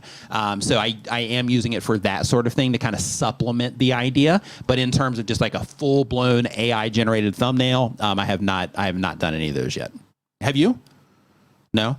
Yeah, I think Brian G did some of those over on his channel. Nothing that I published. Okay. I've experimented a lot, but I haven't come across anything where I'm just like, yeah, that's it. Yeah, I think like for Creator Mix, you probably could do some really cool stuff with that now. You know what? Yeah, I could, but I've got I already went ahead and got so much stock footage. Oh, that you're like, let's use that. Yeah. Sure. I downloaded all this stock imagery. Like, I'm going to use this for that, and this for that, and this for that. So I've already done that. But there will come a time where I lean into that. Absolutely. So let's see here. So next up on the list here, and I'm pulling these from the forum, we've got No People, No Problems is the channel name. They've been on YouTube for less than a year. The goal of the channel is to share my stories and to monetize. The question is, I changed my niche recently. I put all of my old videos to private, and now my numbers are even lower than before. YouTube impressions are down, but I'm gaining longer time views than before. Should I be worried, and did I make a mistake by changing, or is this just normal process before YouTube learns once again who I am and who is my audience? So when it comes to privating old videos, that is something that, people do. But keep in mind when you do private some of those old videos, if they were getting any activity at all, now you've removed the opportunity for those videos to get activity that would, then, possibly flow over into your other content as well. So because of that, it can create issues. Typically when, channels do that, especially with content that's already performing, there'll be like a lull of sorts, not like a total bottom out or anything like that, but I'm just saying they'll take the hit because they're used to getting this traffic, but then those videos will then be gone. So then they have to rely on the videos that aren't getting, or they have to rely on that loss, so to speak, or make up for that loss. So, so because of that, you're going to be fine. Just focus on serving your audience, making good videos, helping people identify those videos from the outside, and you'll be fine. Just make sure that you focus on those things. But yeah, when you do remove those old videos, you're going to remove the activity, from those videos, and just the ability for people to discover your channel through that content. In addition to that, when somebody comes in, even on a new video, like if you removed them because they weren't relevant to the channel, then of course, that makes some sense. But like when somebody watches one of your new videos on your YouTube channel, what happens is YouTube's systems will go through your archive and be like, hey, people, seem to watch this video, as well. So then they will start recommending that video. And then, they watch, when we show them this video and then this video, they typically respond well to those, and then they'll show them those. So when you private those videos, you kind of break that chain a little bit as well. But everything will, come back to normal as long as you just focus on, serving your audience with great content. And what you did is a kind of a normal thing. A lot of people will private old videos that they are not, super happy with. I've done the same thing. You just privated some old videos on the channel that just weren't relevant anymore.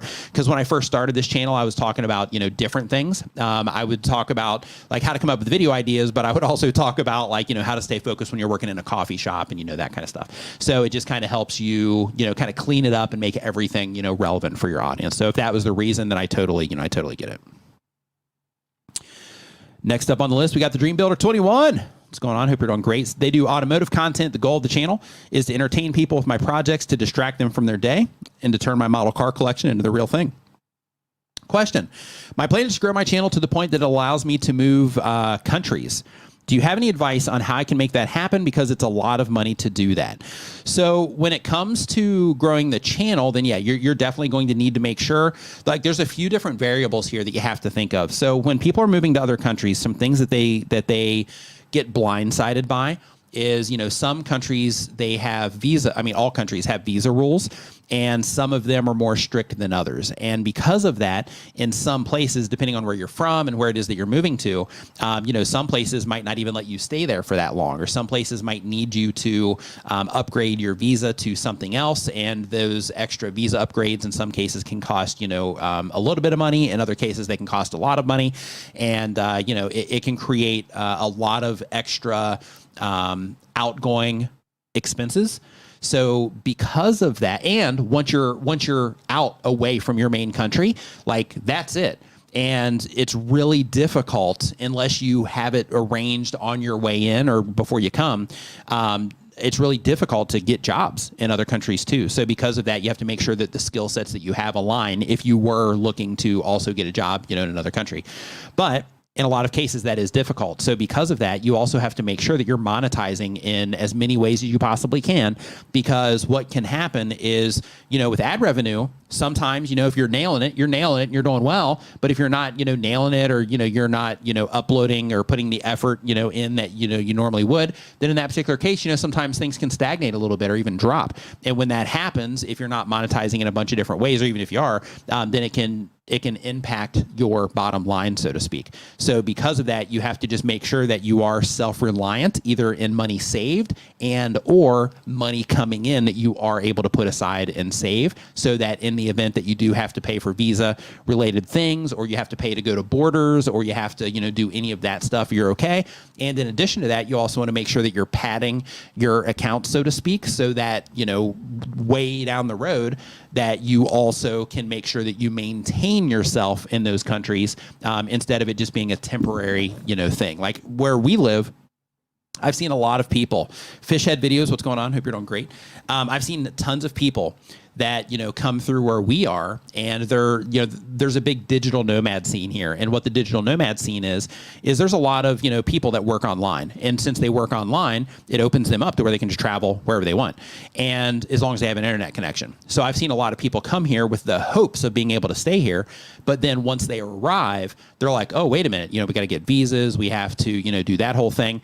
And then in some cases they'll lose their jobs, or the business that they had, will end up not working out great for them, and those sorts of things. And they'll have to go back home. So because of that, making sure that you're saving up, for those situations is really important. and that you're monetizing in as many ways as possible. So work on building your channel, work on building all of your monetization options out. And then, and then that's when you're like, okay, now I've got, this amount saved up. I've got this amount coming in, and it's, enough to where I think that I'll be able to, build up from here. In terms of the amount coming in, then, that's where you would make that move. But I would definitely get a nice, comfortable runway, because you do not, trust me on this one, you do not want to be in another country stressing out about like, oh man, I don't even know if I'm going to be able to stay here another few months. I've seen so many people go through that, and it does not look like a pleasant experience. So try to learn bikes is our next question. They upload when they have time. The type of channel is motorcycle and DIY maintenance. The goal of the channel says I create and upload videos for the challenge. Love it. Question, is there any negative impact to my channel if I sometimes upload unlisted videos that are totally unrelated to my channel focus? They are family videos, and my intent is to use the platform as a way of archiving and hopefully keep the videos visible for generations to come, assuming YouTube will still be around. Is this a bad idea? It's not a bad idea, but for the sake of just organization, I would upload those on another channel. So I would just have another channel, just name it something, basic that's easy for you to find. And then I would just upload them over there so you can keep your main channel clean. And then that way, everything that's on your, it's not like nothing matters on your channel until it actually goes live, right? When it's a public piece of content, that's when it starts to matter. So anything unlisted is totally fine, with the exception of copyright. So if you upload something unlisted or even private, and then you have music in there or, video footage or something that you don't have the rights to, you can still get copyright claims on that or copyright strikes. So I would definitely make sure that, one, you're not uploading anything like that, and two, just for the sake of keeping all of the content on the channel as, the channel content, I would, if it was mine, if I was doing that, I would put it on another YouTube channel. Let's see here. Next up on our list here, we've got... what do we got? We got Shark Scrapper. What's going on, man? Hope you are doing great. So Shark Scrapper does edutainment content. The goal of the channel is to promote scrapping, recycling, and add a revenue stream to the business. The question is, please provide best practices, lessons learned, and recommendations using Opus Clip to create shorts for my live streams.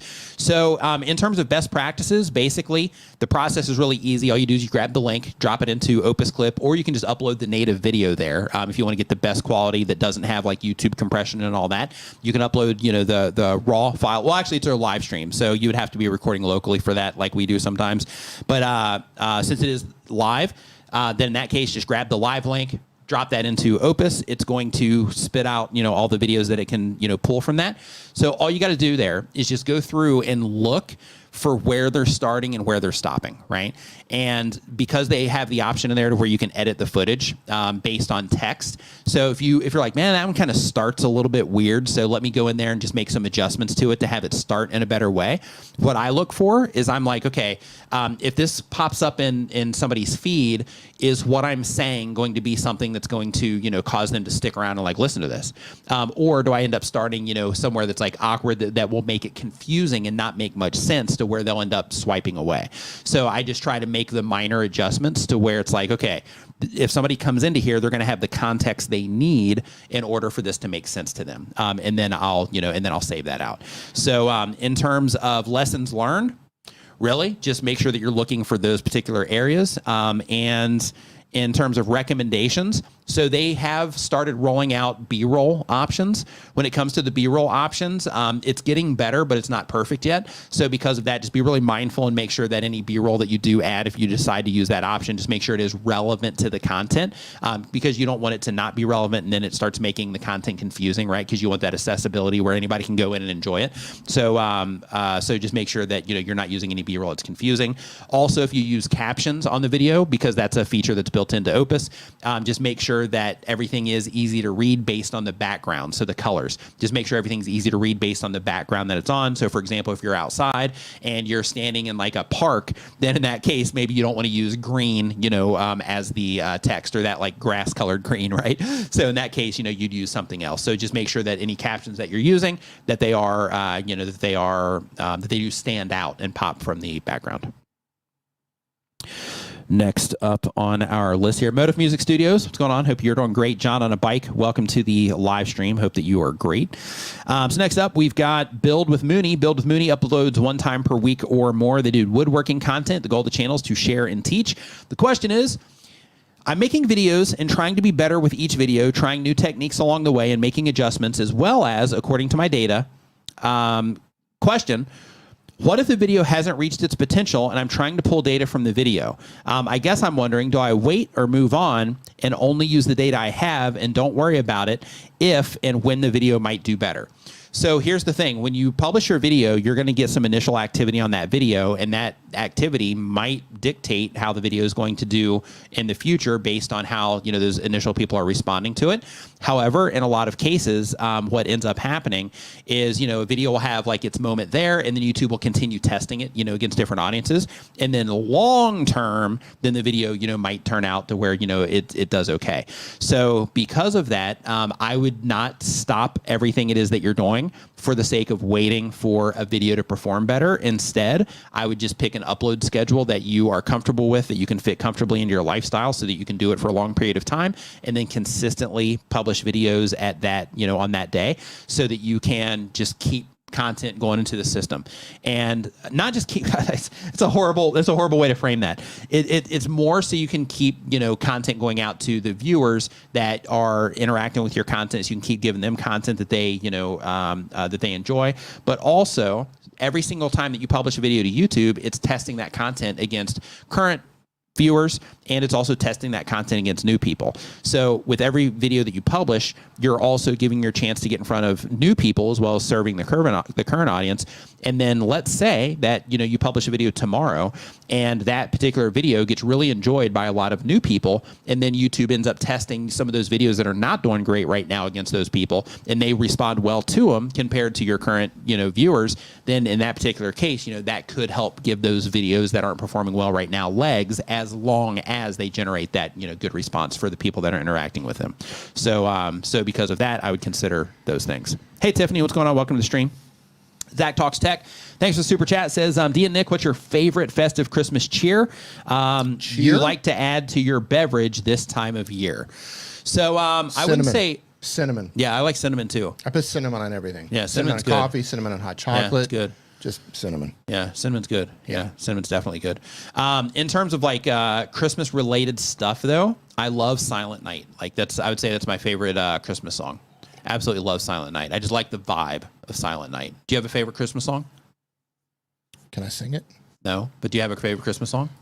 Yeah, the words are, "You're a mean one, okay, Mr. Grinch. Okay, you really are a heel. Okay, all right. You're as cuddly as a cactus. You're as charming as an eel. Yeah, I don't think we can do that either, but yeah, okay, it's good. It's Mr. good. Grinch. Yeah, it's good.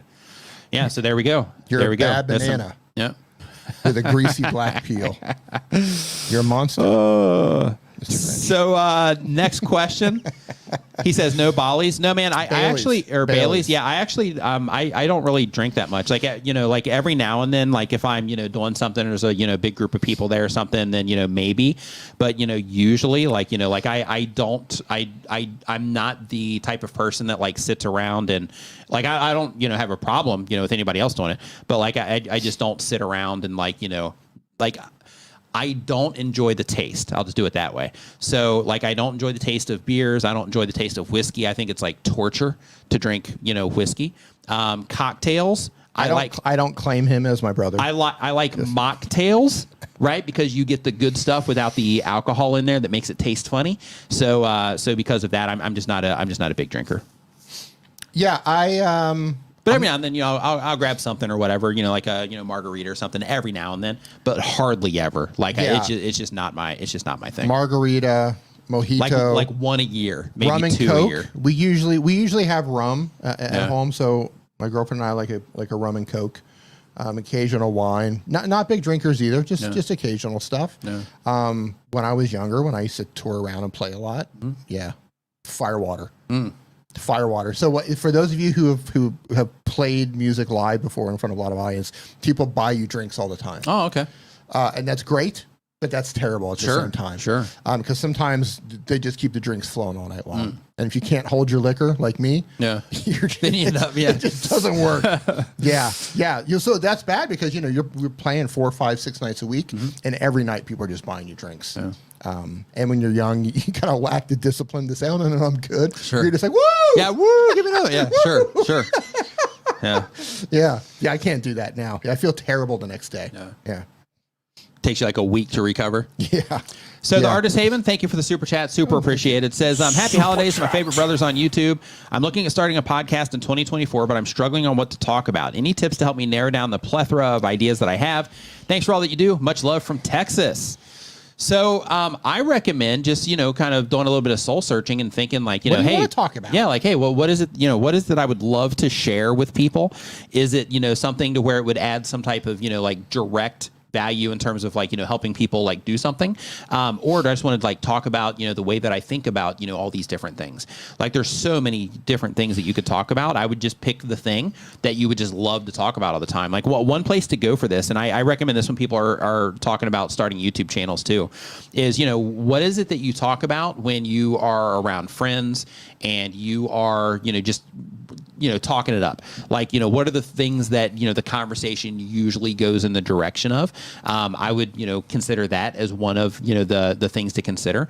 In addition to that, I would also think about like, okay, why am I doing this? If you're doing it for like, just sharing your, thoughts and opinions about that particular thing, that's one thing. But if you're like, hey, I want to turn this into something that I can like monetize, relatively easy and things like that, then in that case, you're going to need to research some of those topics and see the different ways that you might be able to monetize those topics as well, so that you can make sure that you are, giving yourself the best opportunity to be able to, to monetize those. So speaking of drinking, and I don't think Are you going to tell her to talk about drinks? I don't think Tish was partaking, but I hung out one night with Tish at Bid Summit 2 years ago, and we talked and talked and talked and talked. We're going through the form still, Zach. So one thing I learned from her is she's been on an amazing journey, and she's come a long way. She's had her ups and downs, and she's experienced life, the good, the bad. Yep.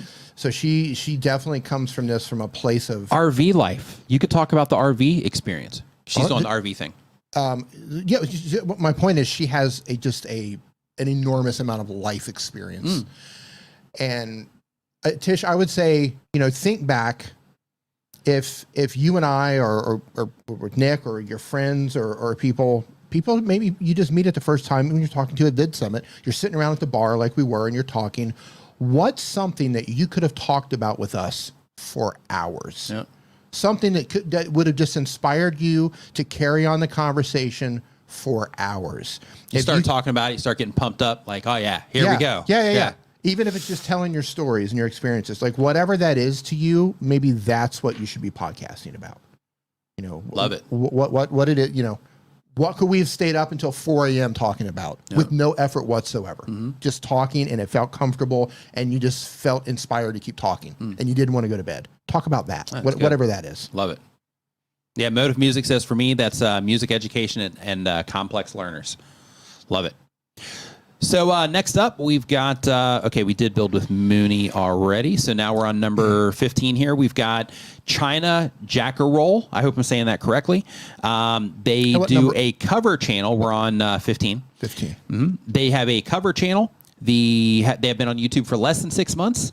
The goal of the channel is to sing covers, bring people to some peace while they're in the shower or during daily activities, because I enjoy them. Question. Bring peace while you're in the shower.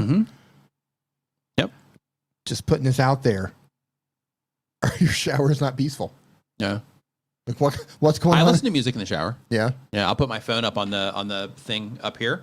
I'll put my phone up there and I'll just like listen to just like Do random you? music. Yeah. I find only if it's a head shave day or a shave day, because that takes a little bit more time.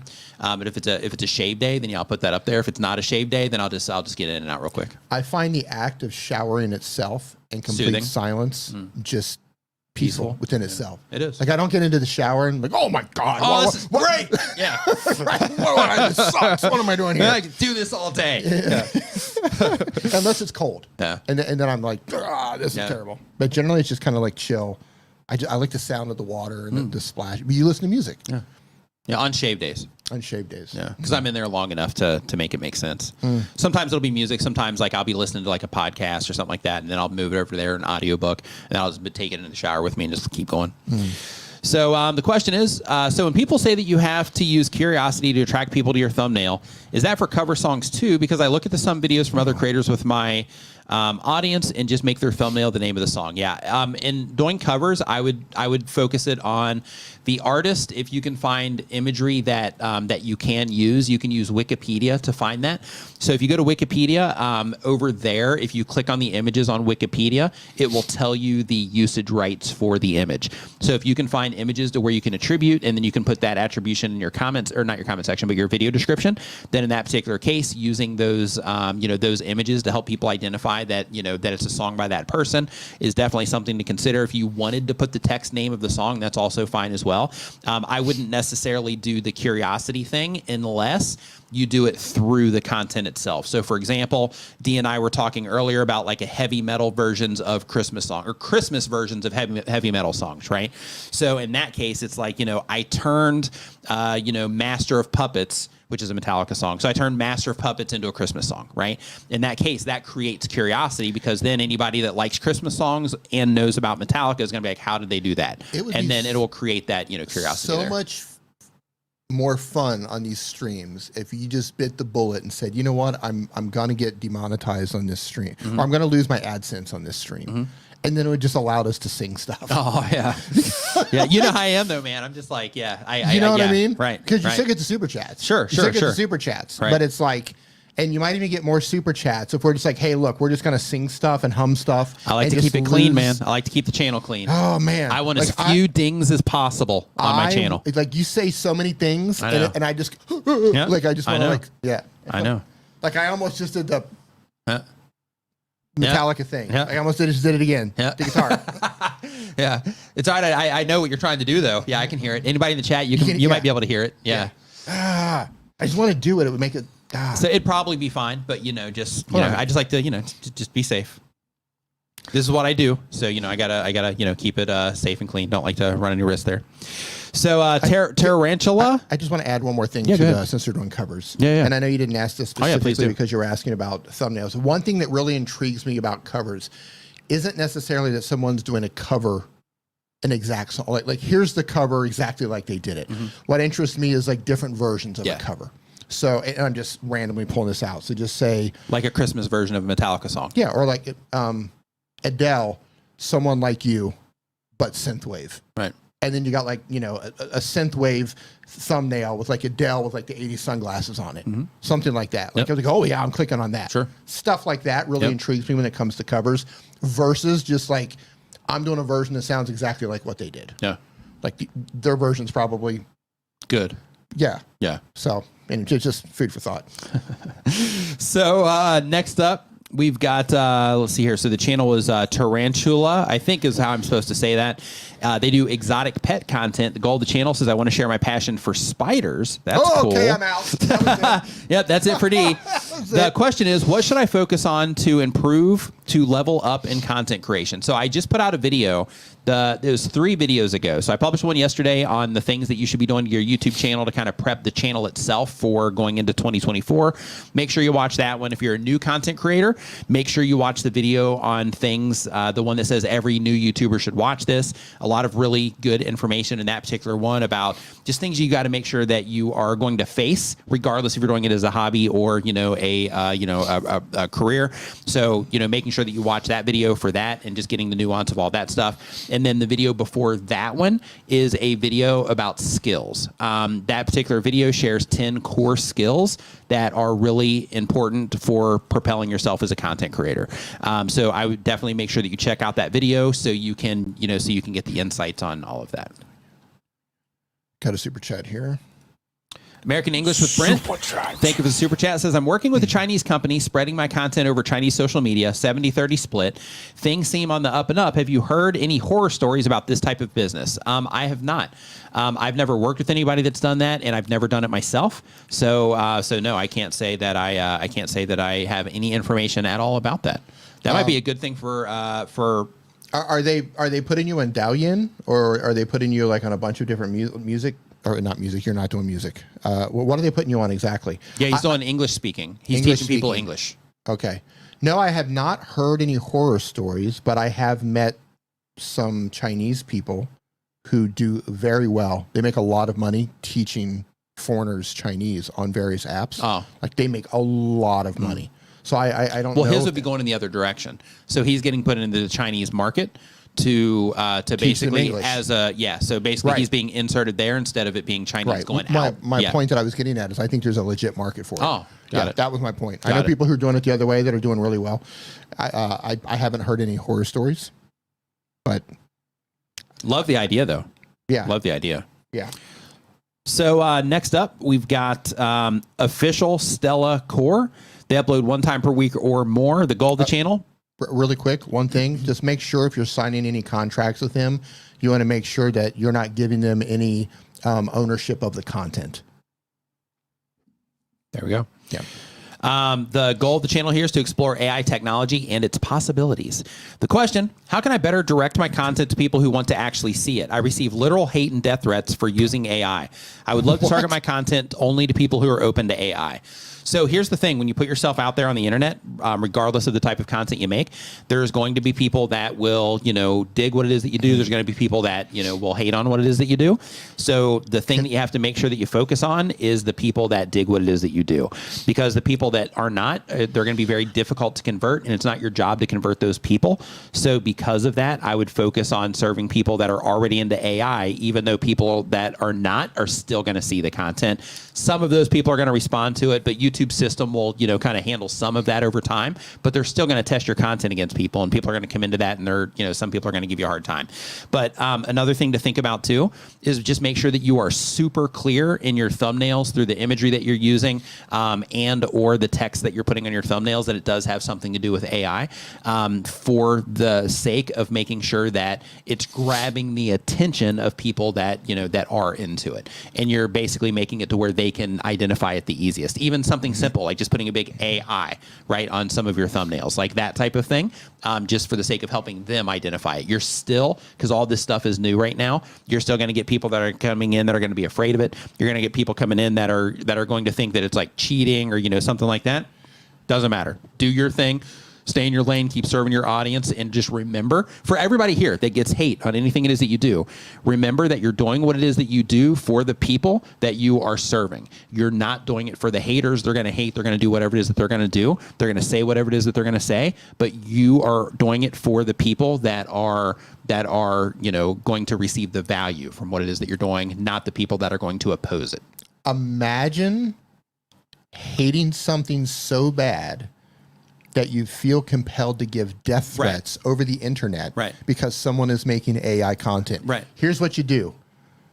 You hide up an AI bot. That hold on. You hide those people from your channel. You have an option. You click the little ellipsis button, and you can hide them from your channel. Yeah. They don't know that they're hidden, so they're leaving comments into the void. Old men yelling at clouds. They don't.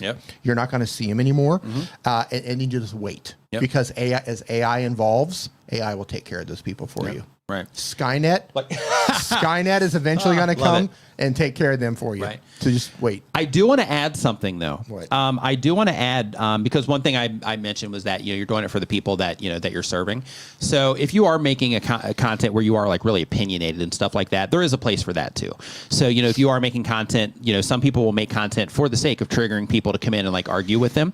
So there is that whole side of things as well, and some of those channels do very well. But from what it is that you're doing, it doesn't seem like that's the route that you're taking. But just a heads up, in terms of like from a branding perspective, having strong opinions and having people that oppose those opinions, that's a branding tactic that you can use to where you're sharing your opinions and all of that, and then you create the the haters for that, and you essentially call them out. Not call them out as like haters, but to the people that support what it is that you do, you reference them as the other side, right?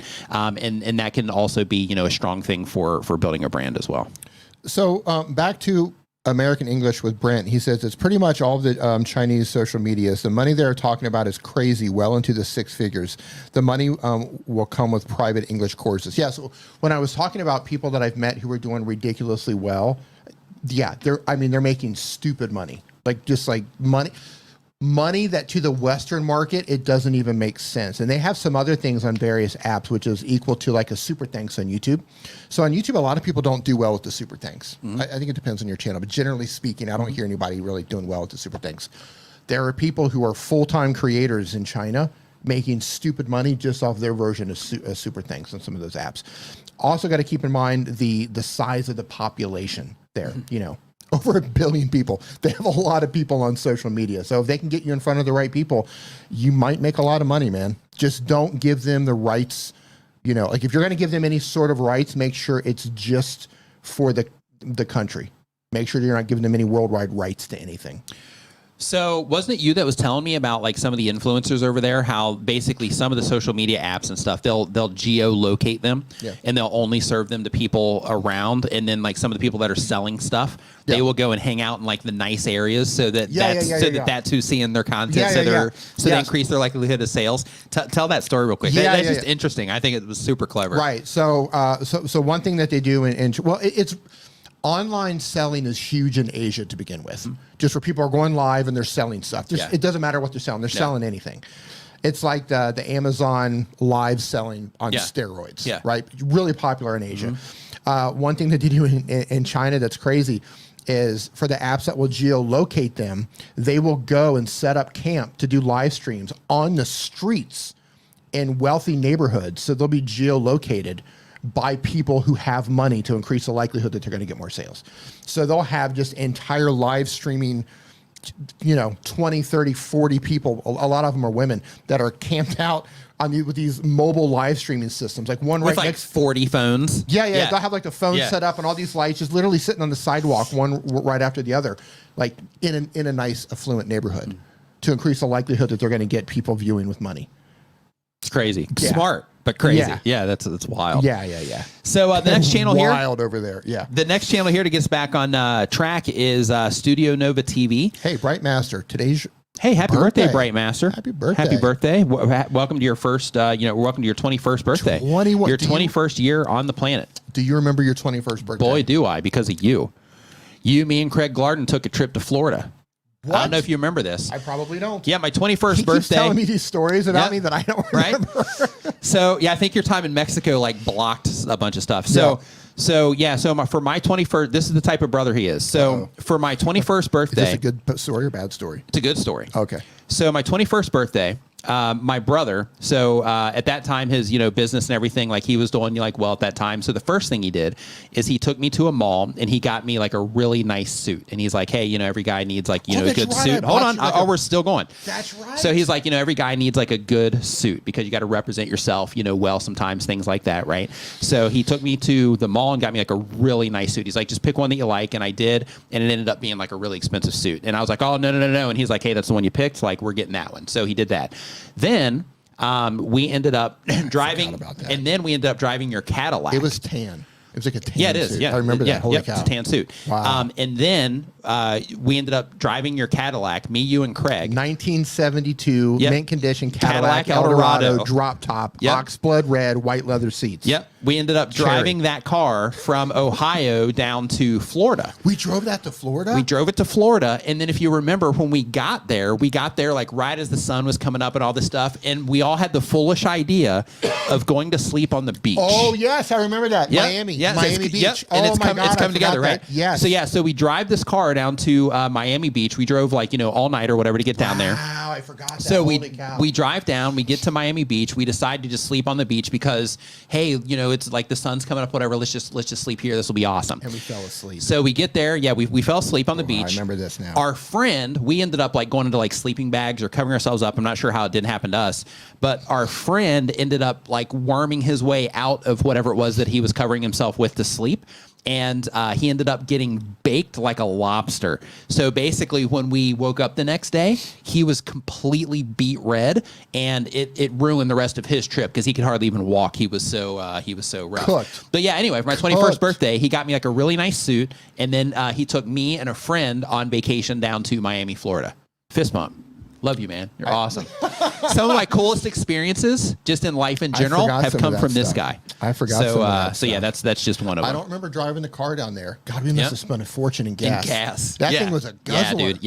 Yeah, I bet it was. Yeah. Wow. So happy 21st. Yeah, happy 21st birthday. Yeah. Brent, let me say this. My girlfriend is Chinese. If you have any questions, not that we can answer all of them, but shoot me a DM on Twitter or something. If I'm not following you, you might have to @ me and say, hey, I'm trying to get a hold of you. If you need to bounce something off of me, let me know and I can have her look at it. Again, I can't guarantee anything. She might not know, but like she can at least read Chinese. Yep. So Mandarin. Wow, 21. 21. I was in California. Yeah, I turned 21 in Hollywood, California. When you're doing the music institute? Yeah. Nice. I was going to music school there. Nice. Yeah, and it should have been wild. Yeah. Yeah, I don't remember it, so I think maybe it was. Maybe it was. I don't know. I don't remember it. So Studio Nova TV, they have a manga voiceover and anime review channel. The goal of the channel is building an audience and possibly doing YouTube professionally. The question is, I've been trying to increase my upload frequency lately, and I've managed to upload a mixture of long-form videos and shorts over the past month. But now I'm expanding the content. I noticed that my impressions have dropped significantly. Any idea on what I could possibly be doing wrong? So in terms of the impressions that you're getting on your videos, it's all going to come down to how people are responding to what it is that you're doing. So when you're putting out more content, you have YouTube prioritizing the content that you have out on your channel based on, the stuff that people are responding to, at the highest level. So because of that, when you start putting out more content, some of the content's going to be better, and then it's going to, end up getting the, more of the activity than some of the other content as well. So, like I'm looking at your content here, and there's another huge glaring problem that is also impacting your channel right now. So I'm looking at your videos tab, and you have 1, 2, 3, 4. You only have 6 videos on your channel on your videos tab. I haven't went to the shorts yet. But basically for your long form content, you just started uploading that content again, and your last one was 3 weeks ago, and then you did 3 days ago. So basically, you really only have 2 recent videos on your YouTube channel. One thing that can happen is when you become inconsistent on YouTube and you're not publishing, to keep, people coming back to the channel or whatever, is that YouTube will prioritize other content. Like you'll still get impressions, here and there and all of that. But YouTube actually has, if you go to the YouTube or the Google help pages and you go to the YouTube section, they actually have a whole blurb there. I think I've shared this out on Twitter recently. I know I've shared it in some live streams. But basically the whole thing, it says that, if you, basically stop uploading, that, that you'll get less impressions on your videos. And they don't give any detailed information there, but one of the theories behind that is that you don't have that new content out that's feeding the channel, right, with those new published videos that is getting in front of new people that can bring them in for that for that new content. So then because of that, everything over time ends up kind of fading, and then the rest of the content suffers because of it. Now when it comes to your shorts, totally different thing, because there, you are serving a different audience. But even with there, you got 3, 6, 9, 12, you got 14, shorts as well. So right now, with the amount of content that you have on your channel, it's good that you're paying attention. It's awesome that you are in there looking at your impressions. For the small amount of content that you have, you're crushing. Like, you're doing great. Like, there's things that, you can definitely improve on. Like in your thumbnails, for example, putting like the episode numbers, stuff like that. But, like your first video 1 year ago, you got 28,000 views, 8,000 views, 11,000 views, 2.8 thousand views, 4,000 views. And then the one you did 3 days ago, you only have 10 views on that one. So keep in mind that the performance of your new video is not necessarily tied to the performance of old videos. So when you see a new video not performing well, it's not because the previous video or anything like that. It's because people just aren't responding to that particular video, right?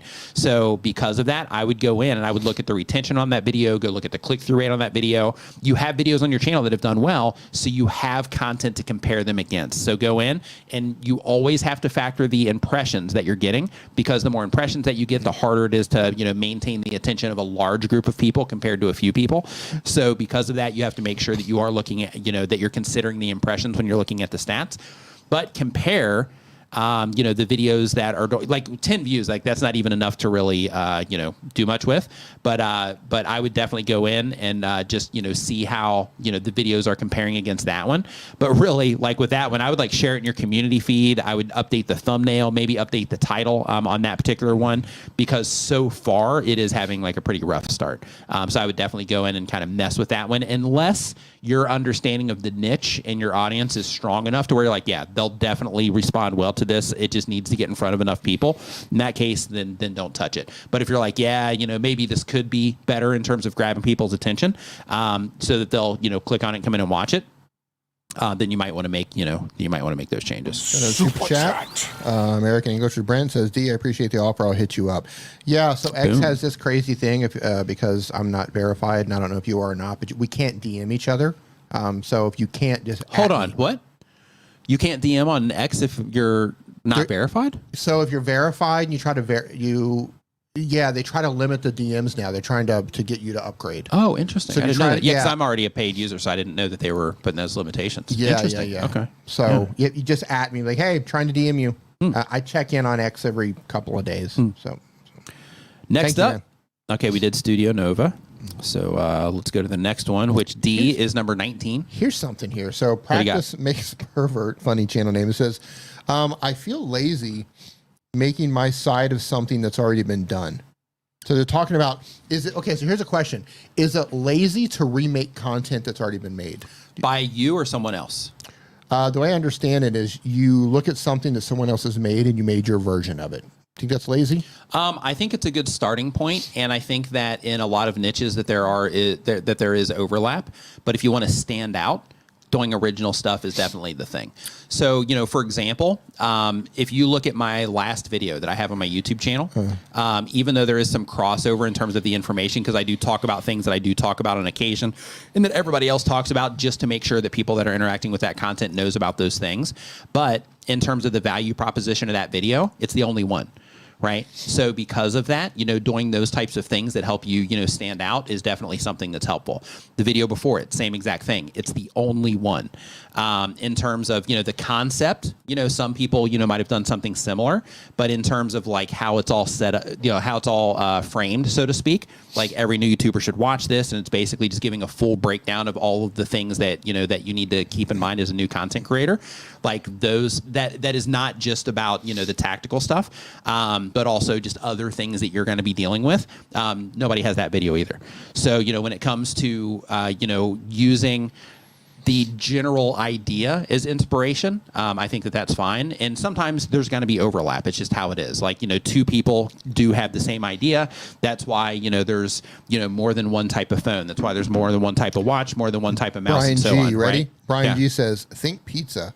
Imagine if no other chef ever made pizza because it's already been done. That's so good. So good, Brian G. Then we would only be left with pineapple pizza. Right. And the world would be a better place. Peace on earth. Yeah, peace on earth. We would have no earth. tension. We would have no if stress. we had one chef making pizza and they just passed it down through the generation.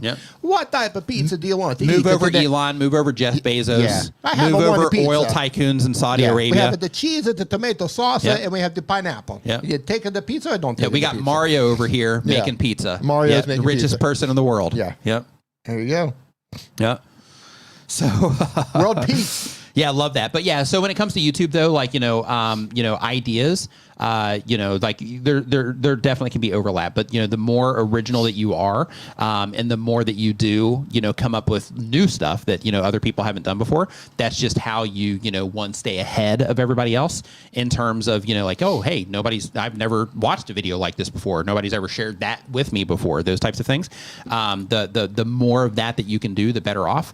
But of course, there are proven things. Like some people just recommend like, hey, go find all the content in your niche that performs well, and then just make all of that video, make all those videos for yourself, and then just ride that so you can have a successful channel. But if you're creative, that can be a difficult thing, right? Because you're like, hey, I want to create stuff. I want to be an actual creator. I don't want to just like mimic somebody else.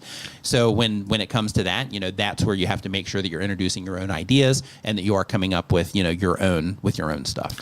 So yeah, I know they said I was asking more for how do you conquer the fear. Yeah, I know that. I was just asking the question if it was lazy. In regards to how do you conquer the fear, you just do it. Nope. Yeah, I mean, there's no other answer to conquering fear other than doing the thing, whatever it is. What are you afraid of? The only way to get to kill that fear is to do the thing and keep doing the thing. Yep. That's it. There's nothing. There's no motivation. You just have to do the thing. Jerry says, I'm going to make believe I never heard D's pizza maker impression. Yeah, and we were assuming. Yep. We were assuming that they would be Italian. What was that Italian? Yeah, I think so. That was like a terrible. Yeah. My apologies to all the Italians listening. Yeah, I'm probably gonna get canceled. Yeah, for that Nikki says that her husband is a third generation Italian. So yeah. So there you go. So that's where D got so D's getting canceled. canceled now. Canceled for Christmas. Hashtag canceled for Christmas. Love it. What'd you get for Christmas? Canceled. How about you? I got the canceled and a pineapple pizza. Oh goodness! Listen, if you're going to cancel me, that's a great thing to cancel me for. I will take it, and I'll be back in a year. Out of all the other things that you could be canceled for, that's a pretty easy one. If that's all you got on me, if that's all you got on me, I will take it all day long. Love it. Love it, love it, love it. Okay. Yeah, conquer the fear, man. Listen, just do it. Just do it. Yeah. Stop. Get out of your own way. Yeah, stop overthinking it. Yep. Get out of your own way. Yep. Stop thinking, just do it. Just get out of this live stream right now and just go do it. Yep. You know, the first time that I went skydiving, which also was because of D. Right. So the first time, and you were there the second time too. Yeah, but I had a broken foot. So I know. So the first time that I went skydiving, basically it was a tandem jump. Both times actually it was tandem. And I know, right? Weak. I should have just like grabbed something and just jumped out of the plane. So I should have done. But Tom Cruise, man, got the mask on, right? High altitude I should jumping. just rid up on the outside, just right up on the wing. Yeah, if I was a real man. No. But yeah, so basically, I gotta tell. Hold on, we're talking about fear here. So basically, we're going to talk about real fear when you're done. Okay, so what the instructor did is basically they got me like close to the door. This didn't happen the second time, but the first time. So basically you're riding up in the plane, right? And you're sitting there and the plane's super loud because, it's just the type of plane. Yeah, who was flying the plane? Super loud at that time, I'm not sure. But basically, no, Carrie wasn't at that time. Yeah. No, not that. No, the second time. The second time, yeah, but not the first. So the first time, what the guy did is basically we were going up there. And as we started getting to the area that we were going to actually jump out, then they open the door and it gets really loud. The air's blowing in there like crazy. And then you start getting scared because you're like, oh, here we go.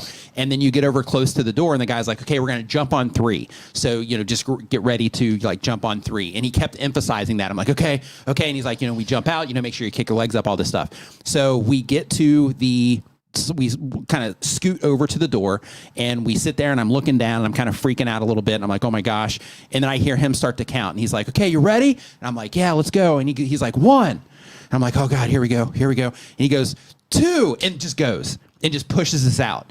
And at that time, like we didn't even get to 3. It was just on 2 he ended up going. So basically what he was doing, he was letting me anticipate 3 so that he could safely get me out the door on 2 so I wouldn't like hold on to anything or whatever. So when it comes to fear, the whole thing I'm trying to get at is like in his particular case, he got past my fear instead of me being like, okay, I'm going to jump on like 3, which was what I was thinking. He just went ahead and just pushed me through before I had time to think about it and react. So, what Dee was just talking about in terms of like getting out of your own way or whatever and just doing the thing, best thing you can do. Go on 2 is what he's trying to say. Go on 2. Yep, go on 2. You could just sum that up. That would have been a better landing. Jump on 2. Thank you. Yeah, that would have been a better landing. Jump on 2. You could have saved me and jumped in on that. Yeah. So, maybe next time. No, I just wanted to let you trip all over the words. Yeah, so working on that. Yeah, so the second time you jumped, and we're telling some stories here today. Yeah. Hey, it's Christmas. Yeah. Second time you jumped. So a friend of ours, Carrie, I don't know if you're watching or not, Carrie. Shout out to Carrie.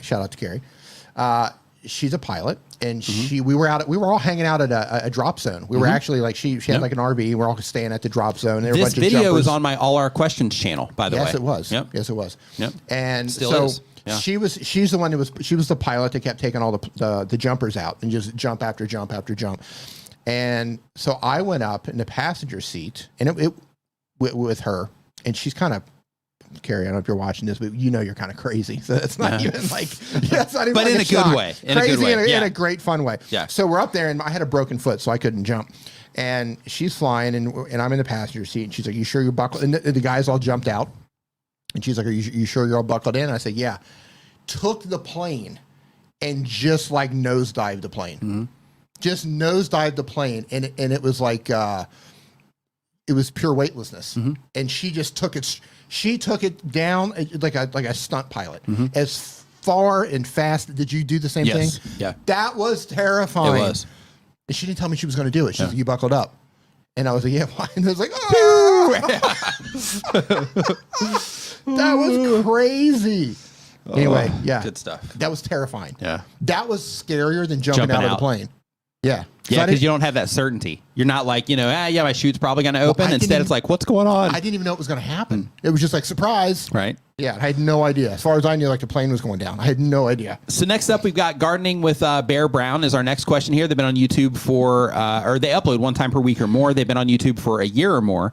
They do gardening content. The goal of the channel is to teach people how to grow food and to go full-time one day. The question is, when gaining subs from shorts, do I have to keep making shorts to keep that audience? I mean, will subs from shorts convert into long form? I don't really make that many shorts. I did one 2 days ago and gained 180 subs. Thanks, Nick and D. Happy holidays. Happy holidays. So some of those viewers can come over. So basically how things seem to be working right now is when you make a short and you have shorts that do well and people are responding to those shorts, then YouTube is recommending some of your long form content to them as well. So if they choose to respond to your long form content, like they choose to click on it, they choose to come in and watch, then in that particular case, then you'll be able to pull them over. But if you can get them to respond in shorts, but you can't get them to click on your long form content because either the topic doesn't align or just how you're grabbing their attention or the title isn't compelling or the general topic isn't compelling, then in that particular case, then, you might miss that opportunity. They might still, show them occasionally or whatever because they are subscribed, but YouTube is, working on making that connection. And they've made it. So they've made that connection between, short form viewers and long form viewers, but you still have to be able to get people to respond to, to the long form. Brent, I just found you and replied. Next up, we've got Darker Things. Love the channel name. It's a true crime channel. The goal is to explore why people do disturbing things. That sounds a little bit scary there. The question, what can I do to improve my thumbnails? I know they need work. So we're not looking at channels today. I am going to start doing channel reviews again over on the Tube Spanner channel in the new year. So make sure that you keep an eye out for that. I'm going to glance because the name is intriguing. So the next channel is Just Reminisce. Your thumbnails are creepy. Okay, there you go. Your thumbnails are creepy. My only advice to you is if you're making thumbnails, don't crop them in weird ways. Like you've got like a 16:9 ratio, but like your image might be cut off on the left and the right, and it might have black bars on the side. Oh, they're putting squares in there? Or you might have like a circle. Fill out the thumbnail. Make sure you're using all the real estate in the thumbnail. Otherwise, your thumbnails are really creepy. Good job. But the type of channel here, I'll start this one over. So it's Just Remnants. They've been on YouTube for less than 6 months. The type of channel is true animated story times. The goal of the channel is extra income. The question is, I'm thinking of adding to my animated channel about story times and adding celebrity news also. I'm thinking about a 30-minute to an hour-long video once a week covering celebrity news, but I'm not sure if it'll help grow my channel. A little confused, but any information would help me at this point. Thank you for all that you do. So if you are doing animated story times, in that particular case, you are probably going to be in front of a different audience than people that are into celebrity gossip. So because of that, I would pick, one of those or pick, a dedicated one for that particular channel and run with that. The advantage of talking about anything that's popular, celebrity news, any trending topics, anything like that in general, is that you get a lot of opportunities to be in front of, a large amount of people that are interested in that topic at this moment in time, which gives you the opportunity to ride trends on YouTube. So that type of thing, it can be very advantageous as long as people respond well to the celebrity news that you do. But in terms of making 30 minutes to an hour-long video, that's fine. If it's an hour-long to 30-minute video that covers celebrity news, that's perfectly fine. But I would just pay attention to your analytics your audience retention reports once you do that, because you might find that people respond to that full hour, or you might find that people respond to 10 minutes, or you might find that people will watch for 30 minutes. But basically, when you start putting those out, you're going to start getting feedback on how long people are watching those videos. So you need to either, one, keep working on the on the process of trying to get people through the full hour, or kind of shave them back a little bit, so that people can come in and enjoy it for about the time that they enjoy it for. And then if you want to keep building it out from there, then go for it. But yeah, I think that's a fine idea. But I would definitely make sure that you are picking a very clear audience, because just general storytime animations, that's going to be a different type of viewer than people that are interested in celebrity gossip and celebrity news. So I would pick, one for that channel and roll with that, if that, fits into what you're trying to do. Unbridled Mayo, a member for 5 months. Says Merry Christmas. Christmas and cheers to everything. Hey, Merry Christmas. Also, we'll be building a new studio from scratch next year when I have a new apartment. Watch this space. I'd love to hear that. Love it. Love it. Exciting Merry new Christmas. studio. Mm-hmm. And Kusu Wu says, I'm not blinking until Nick or D tells me to blink. We should just bring them on the cam and just do like a stare down and just a stare to down. see who like wins. Yeah. And then if he wins or she wins, I'll leave the show. and then if I win, we kick him out. We ban him from the channel. Right. That's the that's the options. Yeah. Right. We play for keeps around here, man. So next up here, we've got, let's see here. We did just Remnants already. So we have... You're on 22, right? 22, Zach Talks Tech. Yep. There he is. Zach Talks he does Tech. Android and iPhone content. The type of channel is a tech channel. The goal of the channel says I help people that love tech make the best buying decision possible by giving simple and honest tech reviews. The question: thank you for everything you both do for the creator community. You both have really helped me get back into this back in October and being consistent with my content and streaming 5 times a week. I stream, edit with the YouTube editor, add chapters, and then also repurpose the content with StreamYard to Instagram, TikTok, and another channel. Also, is a hot dog a sandwich? Okay. Real topic right there. Yeah, So, first of all, nice work on getting consistent and staying consistent. It's hard. That's the hardest part of being a content creator. It's hard. The hardest thing that anybody here, in my opinion, the hardest thing that anybody here is going to deal with as a content creator is being consistent. One of the flags that I always carry, and one of the messages that I always try to share with people is make sure that you're thinking about YouTube as like a long game, and that you're thinking about the sustainability, and that you're making sure that part of your focus as you're publishing content is to make sure that whatever cadence you choose, if it's once a month, if it's bi-weekly, if it's weekly, whatever, just work, if it's daily, whatever it is, just working the process of creating content into your lifestyle into a comfortable way so you can make sure that you can do it consistently for a long period of time. Because that's how you win. Because when you do that, you're developing your skills quickly, you're testing a bunch of stuff quickly, you're quickly figuring out exactly what people are responding to and what they don't, and it just creates an amazing foundation to be able to do this for like a really long time. So definitely do that. But congratulations to you for like getting that under control. So is a hot dog a sandwich? It's tough. I think a hot dog's a taco. Okay. I'm just calling it a taco. Okay. For, But there's what it bread. is. But there's like bread and then meat in the middle. I don't know. Yeah. Is it meat? Yeah. Well, yeah. See, that's the real question there. You're Yeah. I guess asking it's the kind wrong of like question. byproduct. You're meat. asking the Yeah. wrong question. Yeah. Is a hot dog even meat? Yeah. That's the question. Yeah. Hey. Yeah. So I guess it would be like a sandwich taco burger. So Zach has a podcast, a creator podcast. Okay. He invited me to come on. Okay. Nice. And I know you're really hard to get a hold of. So Zach, is it okay to invite him to come on? Okay. Nice. Yeah. I'd love to. There you go. There you go. What's the name of it? You got Nick too. There you go. What's the name of it? He told me it's in my chat history. Okay. But it's a creator focused. Yeah. Hey, podcast. Zach, man, if you want to just drop the name of that in the chat, just so if anybody here that wants to go and listen to that podcast or listen to that conversation, definitely make sure that you follow that. Yep. So we've got just to kind of piggyback on what you said about consistency and just making content. It's tough. It's hard, man. It's tough. It is hard. That's why I've it's so struggled important. with it. It's tough, and it's like I don't have the responsibilities of like having children. Mm-hmm. So he does, for example. So I can't even imagine. Like it's tough without children. I can't even imagine everything that's going on that kind of gets in your way, and then having children. Wow. Like kudos to all of you parents out there who are making all of this stuff work while handling children, dealing with children, raising children at the same time. Mm-hmm. Yeah, absolutely. I don't know how you do it. Yep. Yeah, kudos to all of you. Border City Rock Talk says, and Zach said that his podcast is called Zach Talks Tech, Convo with a Creator. There you go. Nice. There we go. Yeah, now let's talk after the New Year, Zach. So Border City Rock Talk is the next channel here. The type of channel is a rock musician interviews. Oh, I love it. The goal of the channel is fun/interest. And the question is, I set a date and time.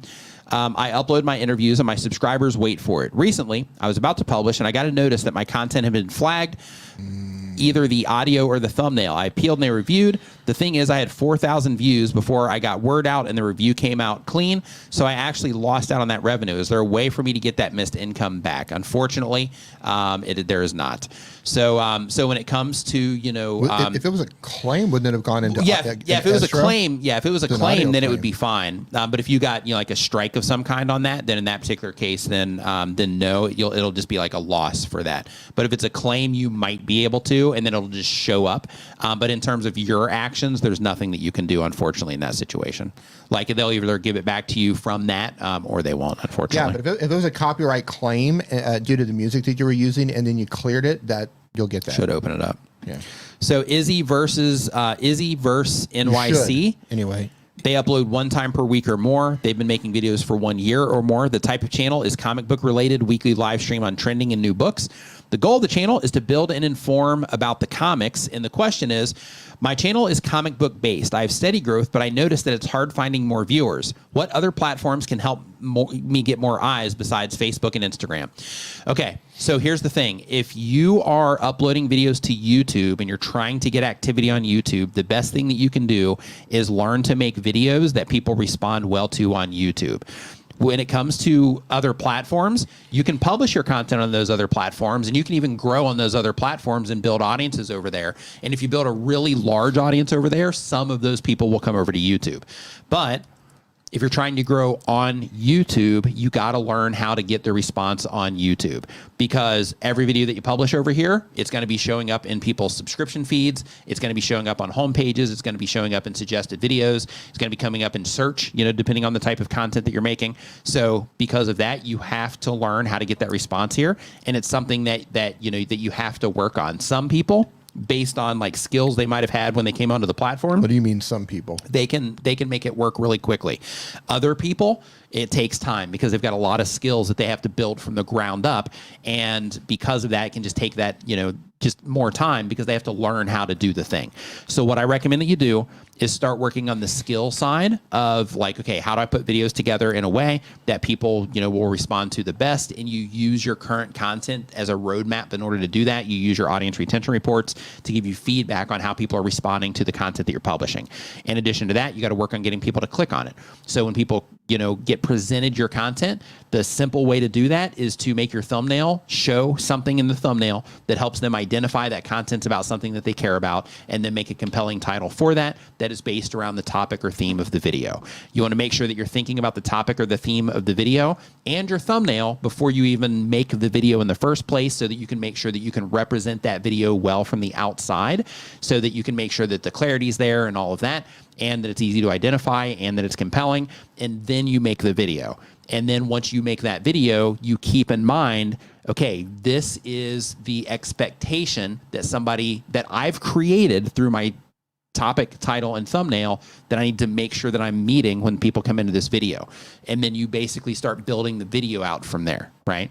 So definitely work on that part. But if you want to try other places, definitely short form content. If you're having trouble getting people to respond to your content initially, short form content is great. YouTube Shorts, TikTok, or just vertical, you know, videos where people just show up in, you know, where you just show up in somebody's feed. That's a great testing ground for getting your content in front of people that might not have clicked on it. So I would definitely start leveraging some of that. Next up, we've got number 25. 25 is Suburban Acreage. They upload 1 time per week or more. They've been on YouTube for a year or more. The type of channel is DIY tutorials and tool reviews focused on home ownership and lawn care. The goal of the channel is to connect with people, share information, and make a little money. Question: in a collaboration with another creator, how do you decide who gets to post the content? What are some factors to consider? So in the collaboration, if you invite somebody to be in your video, then you would post that on your channel. If they invite you to be in theirs, then you would post that on their channel. If you decide to work on a series of videos or just 2 videos, then you post 1 to your channel, you post 1 to their channel, and then you can let the viewer know. Are you saying to look at that one? No, I'm saying like post it on the other channel. Like, you're like the airplane signal. Yeah, yeah, you need that the was the thing. flashlights. Go. Yeah, that was the thing. I'm like, go. So post it. Go. So yeah, you posted on you posted on both channels in that particular case. You have one video for your channel, one video for their channel, and you let people know at the end of each one that you have like the second part or another part or video that you did together, another video that you did together on the other channel, and they can click on it by clicking on that end screen link or the link down in the video description or the pinned comment. And then that way, you're sending people back and forth. You can do this at just one video. You can also work on playlists together with other people. Like Jev and Dobie and I, we have a small series that we did that was about mistakes that YouTubers make. And, both of our videos in that particular series did fantastic because people would watch one and then they would go and they would watch, the other video on that channel. And we were basically just sending people back and forth. Next up, D, we're on 26 now. Cracked 1 million. Yeah, a while back. That's incredible. Yep, it is. Yeah, he's crushing. Yep. It's so amazing watching all these people just explode. Yeah, it's great, man. Go ahead, D. I'm sorry, I didn't mean to cut you off. I mean, and it's not necessarily like, wow, they just did this one thing and they exploded, but it's just people who've been putting in the work consistently for a very long time. Right. It's suddenly an overnight success to 1 million subscribers. Right. Right. Right. Yeah, crazy. It is. Absolutely It's awesome. Crazy. Let's see here. So next up, we've got Blaze K-Pop Geek. They have been making videos for less than 6 months. They do an AI music channel as well, D. The goal of the channel is to produce more, create music, imagining covers. I think that's what that says. And the question is, how can I grow my channel watch time to 1,000? I have no problem on subscribers. All right, I got you. Go. Longer videos. Yeah, longer videos, more videos. Longer videos, more videos, and also a 24-hour live stream if you have the if you have the music for it. Because all of those things, like if longer videos and people can listen to it longer, if it's more videos, then you'll have more a larger inventory out there as long as people are responding to that inventory, which each individual video by itself will be working for you around the clock, one viewer at a time to add onto that watch time.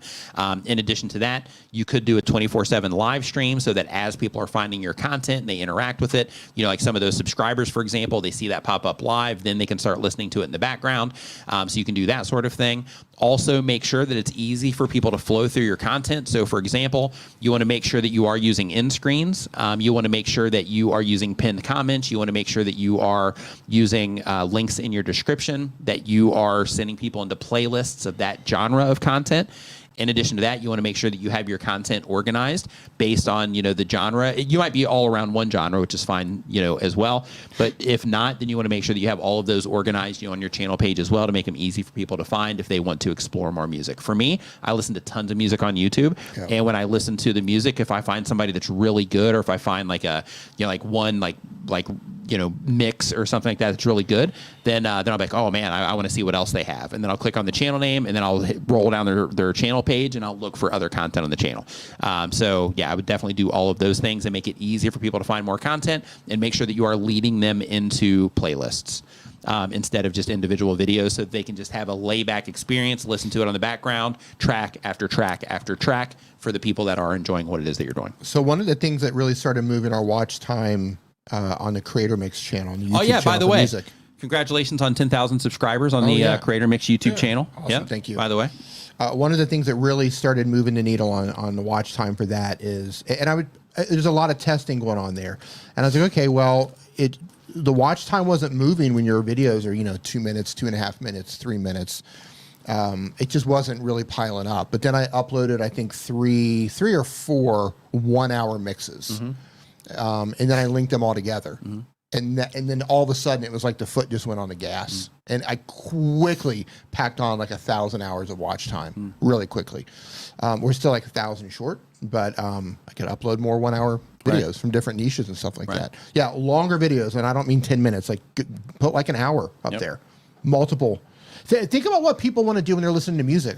Like if I find, I love listening to long, man, it's called like space ambient something or other. I don't remember the name because there's a lot of them that have copied them. But they do like hour long or hour long and a half or hour and a half long. It's like kind of spacey, Blade Runner, very atmospheric type music. Dude, I love putting in my ear pods and just like cleaning or just kind of doing stuff, random stuff. there's no words, so I can like answer comments or I can do stuff, without distraction. And I probably wouldn't click on that if it was 3 minutes long. Like I want to just put it on, forget about it, listen to it, and have that experience happening in the background, passively listening to it. I'm the same way. I don't click on short music clips either. Right. Yeah. The reason I don't is because I'm in the same exact thing. I'm going to be listening to it in the background while I'm doing something else. Right. Yeah. Same exact thing. So I think Doug is on the road to 10K as well. Oh, nice. Yeah. He's right around the 9,000 corner. something. Yep. So Aperture Movement, thanks for the super chat. Says, thank you. I switched my YouTube niche, and since I did that, my thumbnail is getting a lot of impressions. Have a great holiday, both of you. Have a great holiday to you as well. Doug Houston YT. Nice to see that you made a change, and then you're getting more impressions. Yeah, hopefully people are coming in, right? Hopefully people are coming in, enjoying the video content as well. Nice work on that. Check this out. Look what I'm putting up on the screen right now. Doug is at 9,700. Oh, nice. Wow, Doug. Dude, you're going to get there soon, man. Nice. Yep. Right around the corner. Love it. Yep. Absolutely Doug's got love some awesome videos, tutorials. Yep. YouTube stuff. Yeah. Yep. Yeah. If you're a content creator, definitely make sure you subscribe over there. He also has the drop. Tools, tips, tutorials, all that stuff. Tools, tips, tutorials. He also, like, if YouTube has a new feature out, something like that, he's like really good about like going in there and showing people how to use it. Really good content over there. Usually one of the first people to cover a new feature. He is. Yeah. So next up on our list here, we got Zen Bloke. They do gaming culture content. The goal of the channel is to speed game. Congratulations, Poodle Professor. What did they say? I just made my first $100. Nice. Congratulations. High five fist bump to you. I'm assuming that was through YouTube. Congratulations. Yep. Nice work. So the type of channel here is gaming culture. The goal of the channel is to speed game and knowledge and to entertain. The question is, you spoke of the AI multi-language functionality. I'm Scottish. Will it be able to handle my accent and the words we use, as Lord knows Google has trouble understanding me? Yeah, so basically how this is going to work is that you are like in whatever language, basically it's going to use AI in order to translate it. So it's not humans that are going to be translating over. It's going to be AI that's doing the audio dubs, and it's going to be in your own voice as well. So when it comes to Scottish, I'm sure that if it's not available quickly, that once it does become available, it will become available once they can do it accurately. So one of the things that I was told when it comes to the audio dubbing, because I'm getting ready to test video with it, we're going to add a bunch of languages to it. I'm working with the company on this. What's a bunch of languages? I think like 35, I believe 30 or 35 different languages. That would be a lot of languages. Yeah, but basically, can I just tell you how crazy that is?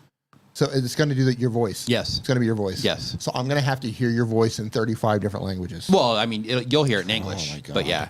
But I might just send you messages all the time, like Yeah, here's what I sound like if I were Japanese. Right. Hey, have you heard this Chinese one yet? Hey, have you heard this Spanish one? Yeah. Hey, what do you think of this, D? Yeah. Man, it's like 4 a.m. I know, but hey, have you heard this? Have you heard me give YouTube tips in Brazilian Portuguese yet? Here I am in Swahili. Pass. Yep.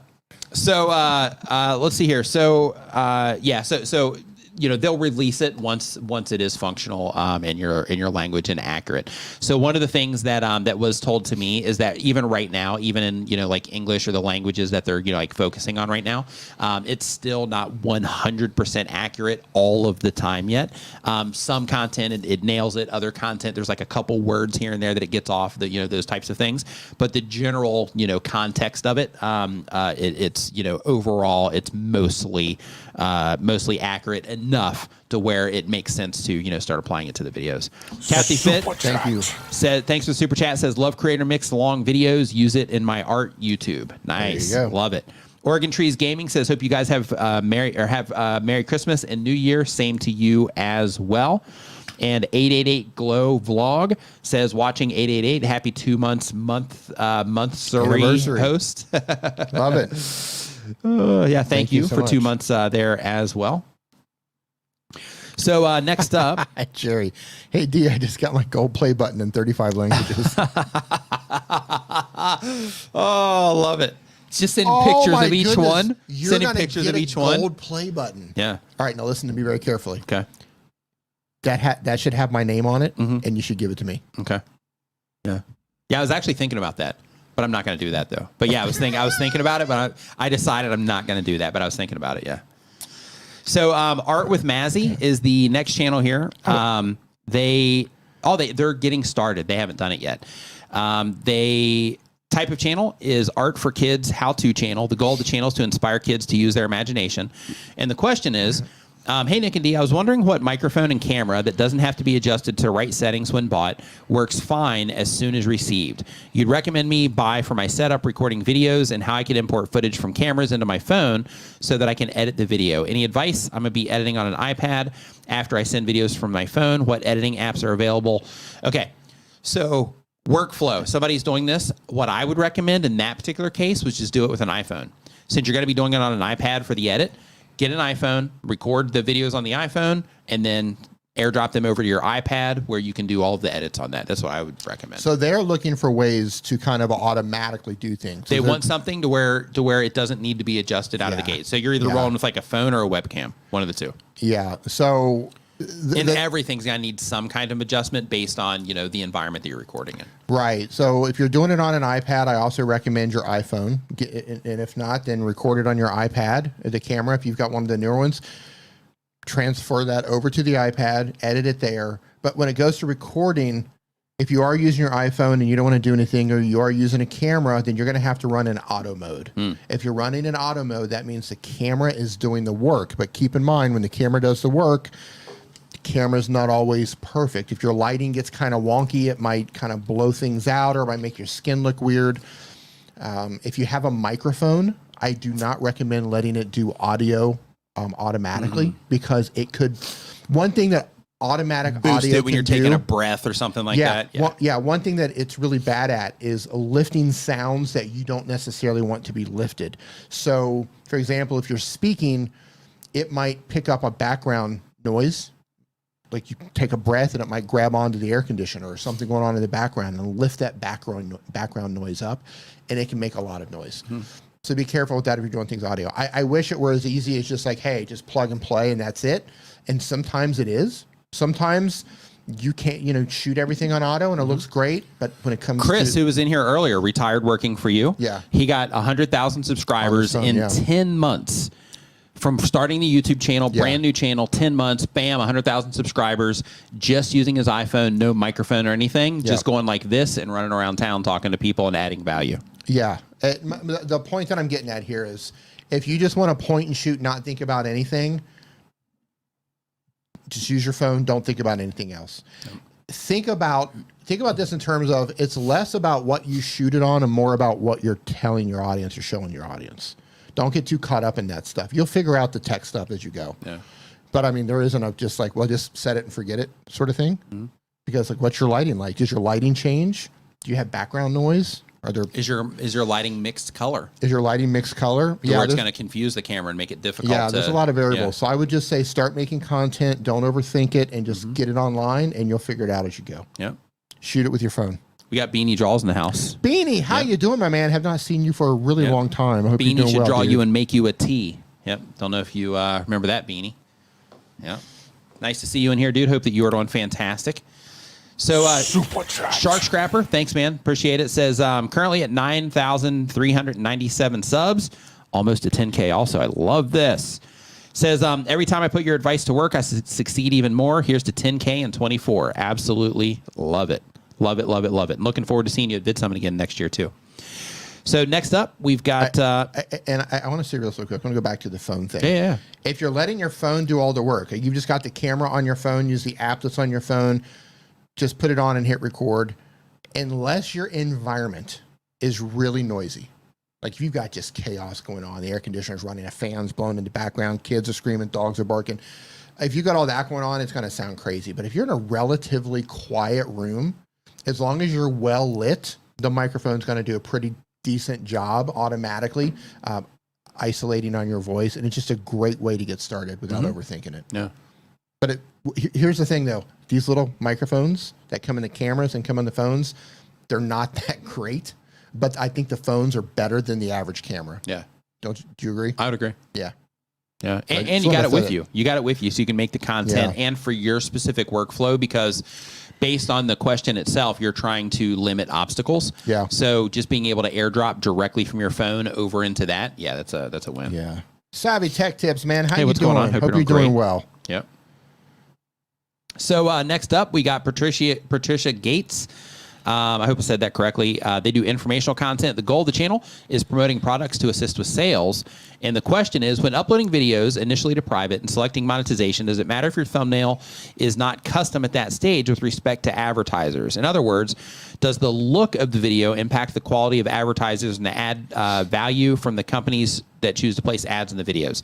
So no, but one thing to keep in mind is that if you do have very violent things in your thumbnail, or if you have, partial nudity and like those types of things, in your case, you're not going to have that, but I'm just letting you know those types of things can also still cause you to have limited ads. So it's not that an advertiser like sees it. All this stuff is automated on the background based on, the content that advertiser has chosen to select that their stuff to be in front of, or that they've chosen to exclude their stuff from. So that's what it is that's happening. It's not that they're actually seeing it. So you can upload it like what I'll do in that situation. If is like my thumbnail will usually be thumbnails now will usually be the last thing to go up.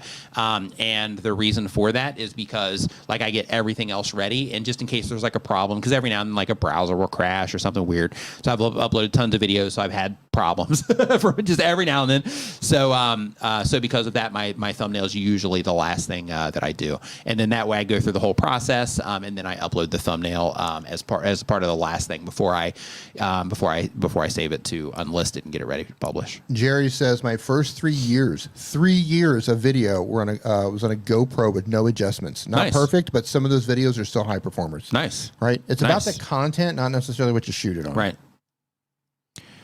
Like, I can't even think. How many times have you watched a video and thought to yourself, boy, this was just shot on a high-end camera, it would just be perfect? Right. Never. I don't think I ever have. Yeah. I have watched videos where I'm like, oh yeah, this looks horrible. Yeah. Right. I have had that, Yeah. and I've ended up like, like it's just something weird about it, and I'll leave. Yeah. But I've also had videos where I'm like, holy cow, this looks incredible, and it'll just impress me as soon as it starts. I have that too. Yeah. But in terms of like, this would be I would get more value out of this if it's shot in a hardcore camera or a better camera. Not one time that I can. I agree. Eric Waite says, I record videos now on my iPhone 14 Pro. I added an external Shure MV88 Plus video kit with digital stereo condenser microphone, which cost me $250. It was a huge improvement. Yep. Blue North Woodworking is our next channel here. They upload when they have time. They've been on YouTube for less than a year. Woodworking Builds is the type of channel. The goal of the channel is to make money as a woodworker. If I make cool looking stuff and document and build nicely while telling a story, the vid should do well. Question is, in order to make a video, I need to build something. This means I can't put out a lot of videos. I'd like to have filler videos, but I don't want to put out garbage or things that are saturated. Is this a problem? Any ideas on how to add more frequent uploads that are worthwhile? Got it. So, you got it? I've got one idea. Go. Talk about the tools. Talk about the tools you use for woodworking. Boom. That's one. Yep. How many tools do you use? Yep. You make 3 to 5 minute videos just talking about a particular tool or a couple of tools, why you like them, show some alternatives, maybe link out to some places that people could buy them if they're interested, maybe make a little money through affiliate sales that way. That'd be my take. Yep. In addition to that, while you're building something that takes a long time to build, you also have the process of building. So in the process of building, let's say that you're building a table, just as one example. Say you're building a table, like when you are connecting the legs to the table, there's a certain way that you do that. Sharing the way that you do that, as a piece of content is something that you could do as well if you were trying to keep the uploads, coming out, more. That would also give you an option. So you would have tools there. You would also have, to where you're teaching people, different parts of the process, and then you end up, revealing the final build later. So as that part of the process, you can actually use that as a way to kind of build up for that final build so that everybody can kind of see that end product. And maybe the last few steps, you kind of leave those out so that you can do the reveal with that, final video. Yeah, you can also have a video talking about wood. Yeah. What type of wood do you use for different projects? Where to get the best wood? What type of wood? What about the grain? What type of wood would a woodchuck chuck if a woodchuck could chuck wood? You got it. Yeah, you could talk about that. Here's what I want you to do. Pause for a second and stop thinking in terms of I have to build stuff to show people. Think about who your audience is. Are they people who are wanting to learn how to get into woodworking, or are they people who are watching because they're interested in the marvel of like, the wow, marvel of yeah. craft, or some people just love to watch like wood shaving. Right. Like, I don't know what you're doing, but I get caught on those on like I do TikTok too. and stuff. Yeah, Yeah, yeah. like when those get presented to me, like I'll sit there and I'll watch like a minute. Yeah. And just somebody just shaving like wood down. Yeah, and I'm yeah, like, I what do am I too. doing with my yeah, life? get a hold, get a hold of yourself. right. Go do something productive for God's sake. But like, you need to understand, you need to figure out why your audience is there, why your audience is watching your videos, and then start thinking about, okay, I'm going to stop thinking about, I got to build stuff, and start thinking about, let's just say theoretically that they're there to learn how to get into woodworking. Well, think back about all the hurdles you had to overcome, all the things that you had to learn to get to where you are now, and start at square one and start teaching them all of those stuff. Because I guarantee you there's a lot of stuff that has nothing to do with building stuff. Yeah. You had to learn about the tools, you had to learn about the wood, you had to learn X, Y, Z to do this. Are there any books that you recommend? Do a book review, talk about it. There's endless, as it relates to woodworking. As it relates to woodworking, right? Did you read a book about things on how to help you woodworking? If so, talk about it. Are there other YouTube channels that you watch? Like, talk about those, review them. Endless video possibilities. But you first need to understand why your audience is there, so you can make videos that they'll be interested in. If it's not about building something. Boom. Fly right in the house. What's going on, dude? Merry Christmas. Yep. Hope that you're doing great. So next up, we've got, we did woodworking builds. That's covered. We're on 31D. So here we've got Riderman Makes. Riderman Makes uploads when they have time. They've been on YouTube for a year or more. The type of channel is engineering, machine shop, and building cool stuff. The goal of the channel is for fun. And the question is, do you think the dubbing audio tracks function could be used for things like an audio track without the background music?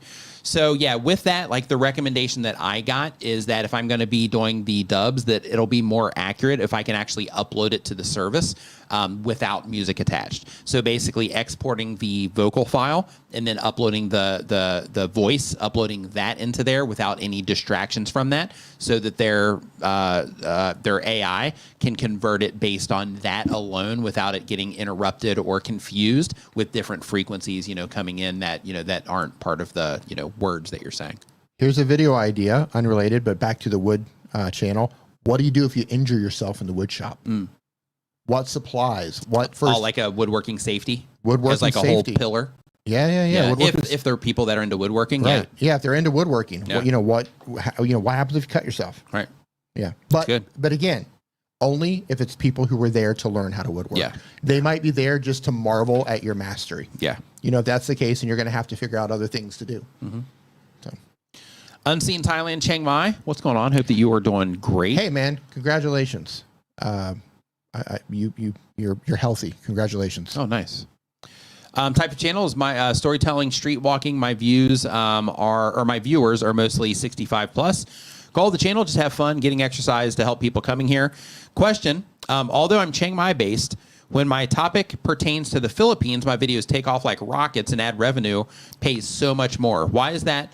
Why is that my last one's rising past 120,000 and carried the channel when I took a break? So people just responded to that video. Like if you took a break or not, if you publish a piece of content and people responded to that content, it'll keep getting views, until people, slow down their response or they stop responding to it as well. So because of that, you just put out a hit. Right. Yeah. In terms of, the Philippines, you making more ad revenue. So keep in mind when Thai people are watching your videos, the ad rates here are really low.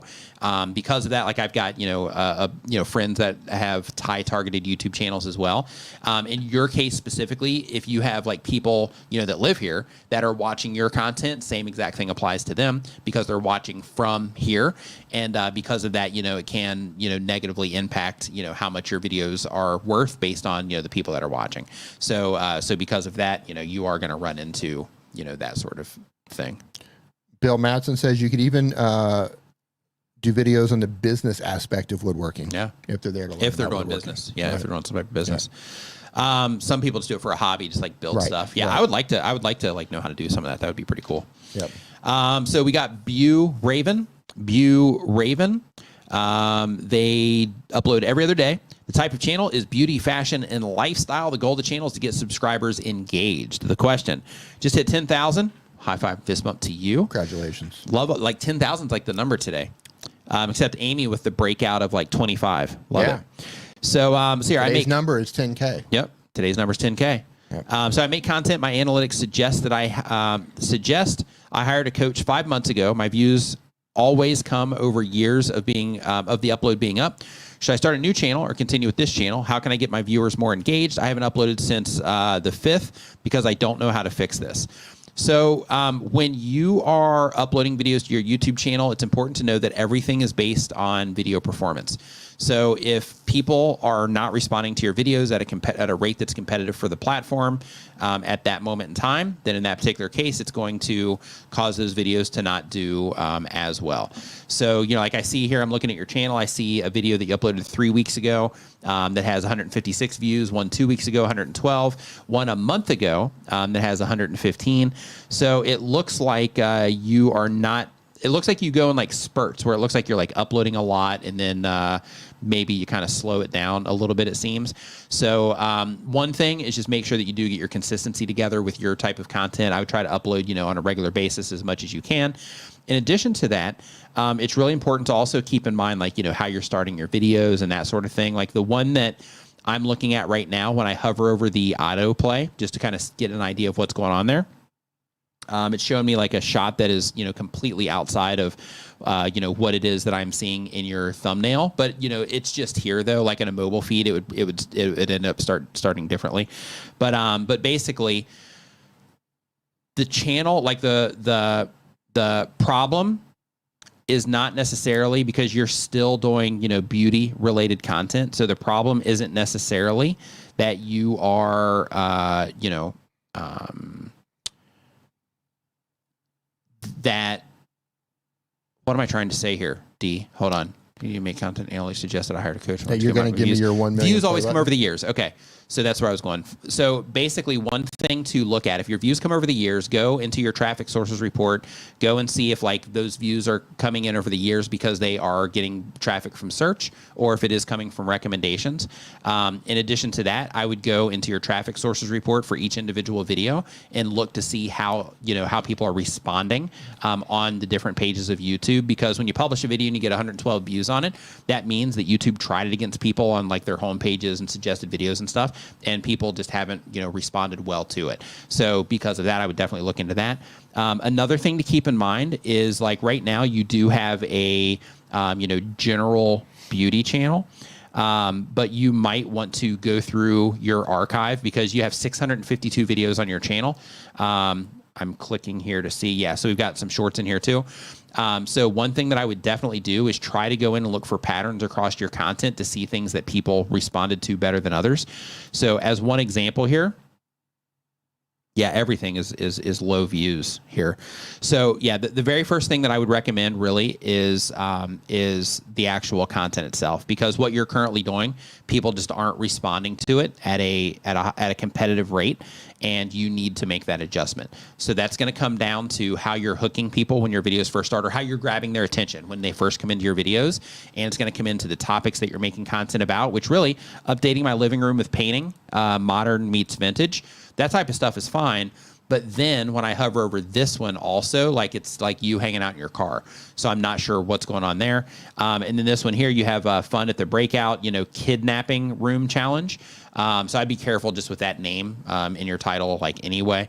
But then the next one here, we have living in Arlington, dining decor and deep thoughts. So that particular video by itself, and you uploaded this a month ago, that's for a different audience. It's not for the beauty people. With that particular one, it's about something else, right? This is a vlog about, it looks like your personal life and you taking people on like, you know, dinner and all that stuff. If you're going to have a beauty channel, have the beauty channel and serve people that are into that, right? Same thing here. These are celebrity approved shoes with the hype. That one's okay, right? But with that one, I would definitely, you know, do the same exact thing and just go into your audience retention reports and see how people are responding to it. Because right now, what you're doing, it's getting that lower response because, you know, it's just not competitive. And I you know, hate saying that, but, you know, like when you publish videos to YouTube and they just don't get the response, it's because people aren't responding them competitively compared to all of the other options that people have for your viewers that, you know, that YouTube is recommending your content to. So because of that, like you have to get to work on, learning how to make those better videos. And, that can also start at the topic as well, so that you can get people to respond to what it is that you're doing. Another thing that I would do is make sure that you get crystal clear on your audience and exactly what it is that you're serving them with. Like here you have that your channel is salon talk and lifestyle, your at-home beauty style guide for your beauty, your way, your legacy, right? So it's all about beauty. So make sure every piece of content that you publish to your YouTube channel is about that and helping people with the beauty side of things as much as you possibly can. So again, like, I hate to be the person to say that, but like when it comes to video performance, like it's literally like this. So imagine you have, imagine we're both going after D, right? Imagine that you are trying to get D, and this applies to everybody here, by the way. Pack a lunch, son. But imagine that you are, trying to target D with your videos, or a viewer like D, right? Videos. Okay, I thought you were coming at me. Like, then in that particular case, right? If you have, let's say, 2 videos, right? And YouTube's like, hey, we think that D would be good for both of these videos, even if D's watching some beauty content, or even if he's watching some beauty content but has never interacted with your channel before, or has, whatever, doesn't matter. If we are showing him 2 pieces of content and one piece of content, outperforms this other one, then that one's going to get priority for viewers that interact with YouTube like D. So if you scale that out, same exact thing. If you have 10 videos that are serving that audience at a high rate, then those videos are going to get more impressions on them than the videos that are serving people at the lowest rate, right? So because of that, you have to go through that process of, working on the skills of like, okay, and really, it really comes down to this, right? Is what you got to think about is, okay, I'm sure you watch other beauty channels, right? Is analyzing those channels, like, and thinking to yourself, okay, when they start their videos, like, what do they say? What are they showing on the screen? How are they reinforcing the idea that, this expectation that people might get when they're clicking on this? How are they reinforcing that? What do they do right after they get through that particular part of the video, the setup part of the video? How do they get into the content? Those types of things. And, how often are they cutting? How often are they changing the topics? Are they doing anything interruptive, like a pattern interrupt, to where they're kind of shaking things up a little bit, kind of going off of the general thing for a second, just to kind of distract the viewer for one moment, and then bringing them back, into the content again? Like, what are they doing to hold people's attention, and then try to replicate some of that. Now, you don't have to copy, their content, but copying, you're like, okay, structurally, how, when somebody clicks on their video, what's the first thing they experience? And then starting there, and then start testing that against your own content. Another thing that you should do is all of the people that you consider competitors in your space, and don't just look at like other people with like your channel size. Look at people that are like running the space, and be like, okay, these are people that, I'm competing with. They're doing well. These channels that are running the space, what are they doing? Right? Look at how their thumbnails are designed. Look and see, like, okay, are they cluttering their thumbnails up with a bunch of different things? Because some channels do that. Are they, making super basic, simple thumbnails that just focus on one idea? Like, what exactly are they doing? How are they formatting their titles? What type of things are they making videos about? And just go in and literally start writing down and taking notes on all of these different aspects of these channels that are succeeding in your space. And again, this applies to everybody here. Start noting down all those things that they're doing well, so that you can compare them against what it is that you're doing, and be like, okay, if people are not responding to mine and people are responding to theirs, then in that particular case, let me try some of these things that they're doing in their videos structurally to see if I can also get a similar response if I start doing that. And then from there, once you get those structures together and you build it out to where you're like, okay, I'm doing this when the video's open, and then I do this, and then I do this, and I do this, and you start finding what works, then you can start repeating that, and then that's where you start raising up your baselines on your channel and start getting better consistent view counts. So I would definitely work on all of that stuff right now, just so that you can go into 2024 with the mindset of like, okay, this year I'm going to be working on these skill sets, I'm going to be studying these other channels, and I'm going to be doing everything that I can to make better content for the people that I'm serving with my content. Okay. Unbridled Mayo, thank you for the super chat. Says, Ed, happy holidays. Super chat. happy holidays, Ed. Flash in the pan, Ed. Yep. What's going on, dude? Hope you're doing great. So, Unbridled Mayo, thanks for the super chat. Says, hey, I have an old videos that I want to do, that I want to clip for new content, but I don't have the source files. The videos have music that would get claimed. Is there a tool that will separate the music from the voice? D. Probably. I know Not the answer I was looking for, man. I was looking for a use this. Well, I know there. Yes.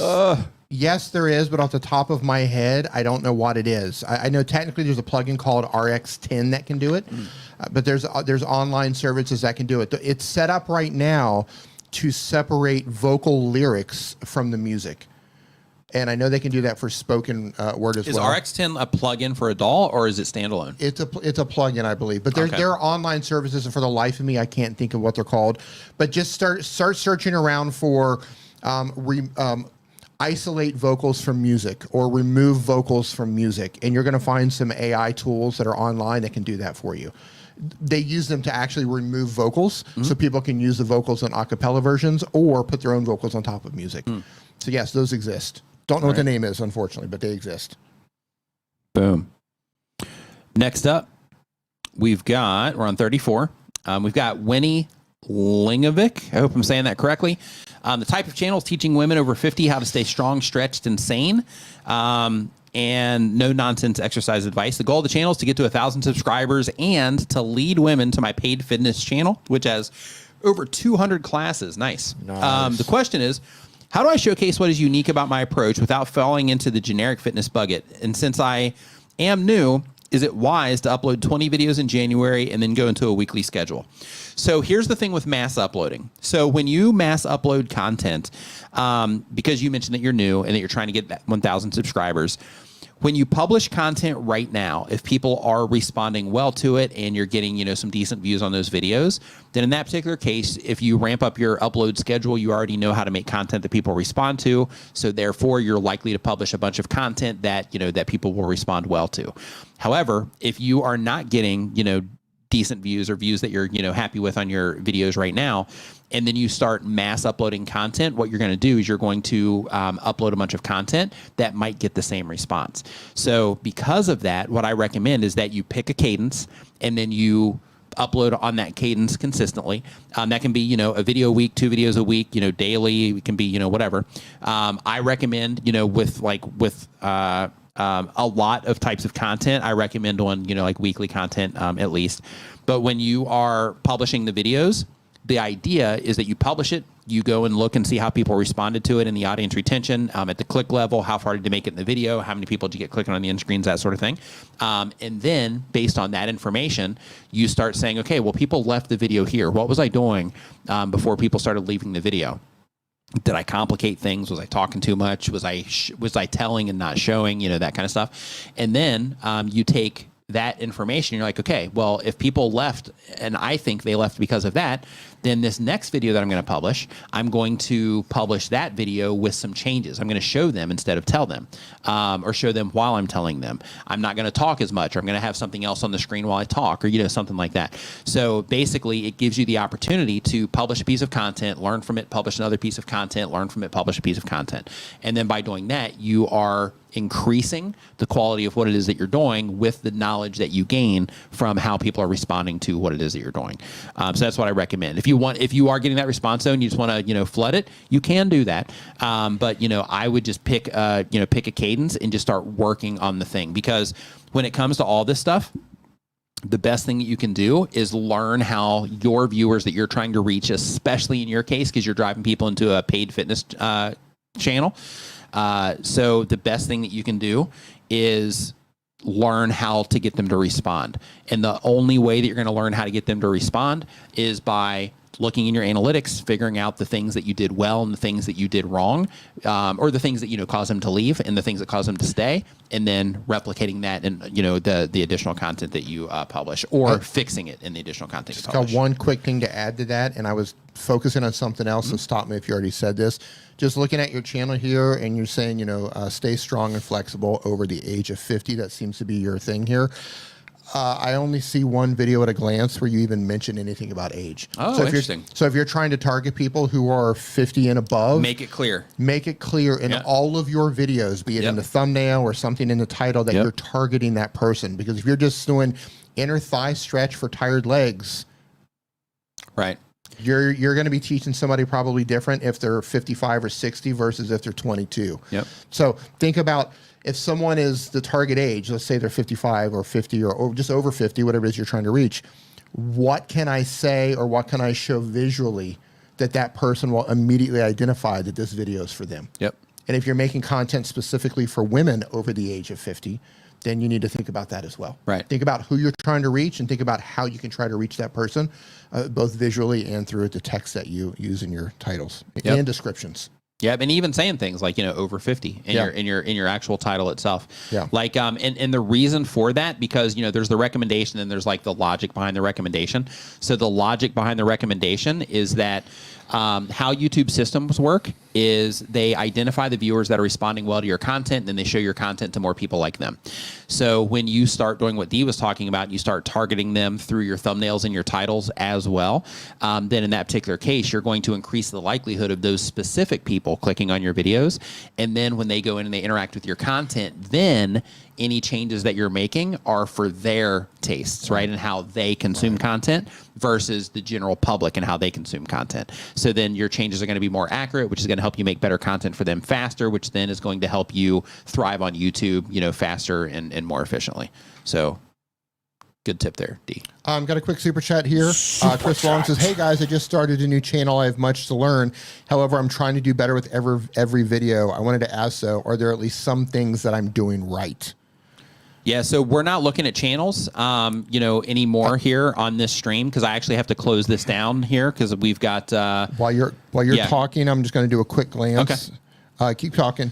Okay, so you have 4 videos. So at 4 videos in 2 weeks, you haven't done enough yet. So here's what I'm going to tell you to do. This is my advice to you: upload 20, 30, 40, 50 videos, and then start looking for patterns. Right now, you've got 4 videos up. It's way too early. Your thumbnails look okay. You're just getting started. Congratulations. That's the hardest part.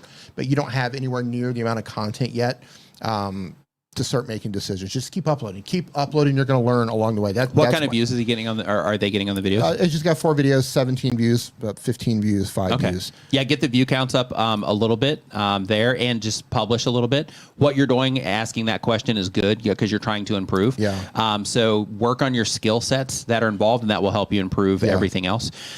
Because we have a time limit here, can't get into the details on that, but I do have a video about 10 skills to make sure that you're polished up on that will help you be able to see all this a little bit clearer and help you be able to do the thing a little bit better. One more quick thing for you: get into YouTube Shorts. Take the coolest part of the covers that you're doing and showcase shorts. Get another super chat. Thank you for the super Babble. sticker. Appreciate it, Crypto Babble. Sorry. Yep. And on that note, I want to wish everybody happy holidays, Merry Christmas for those of you that celebrate Christmas.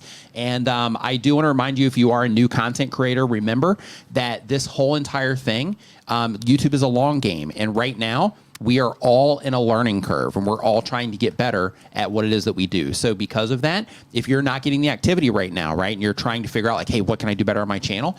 Right now, focus on your skill sets. Focus on, the skills that you need to do the thing. Again, I've got a video about that on my channel.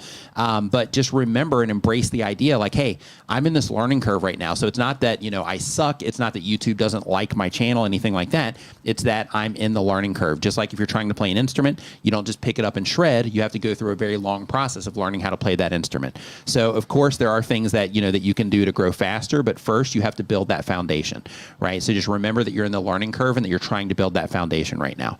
And on that note, have a very Merry Christmas. We will see you next week as well. And yeah, Dee, great stream. Happy holidays, everybody. Yeah. And stay safe out there, and we will see you next time. Get your eggnog on. Get your eggnog on, yeah. Merry Christmas. Have a great rest of your weekend.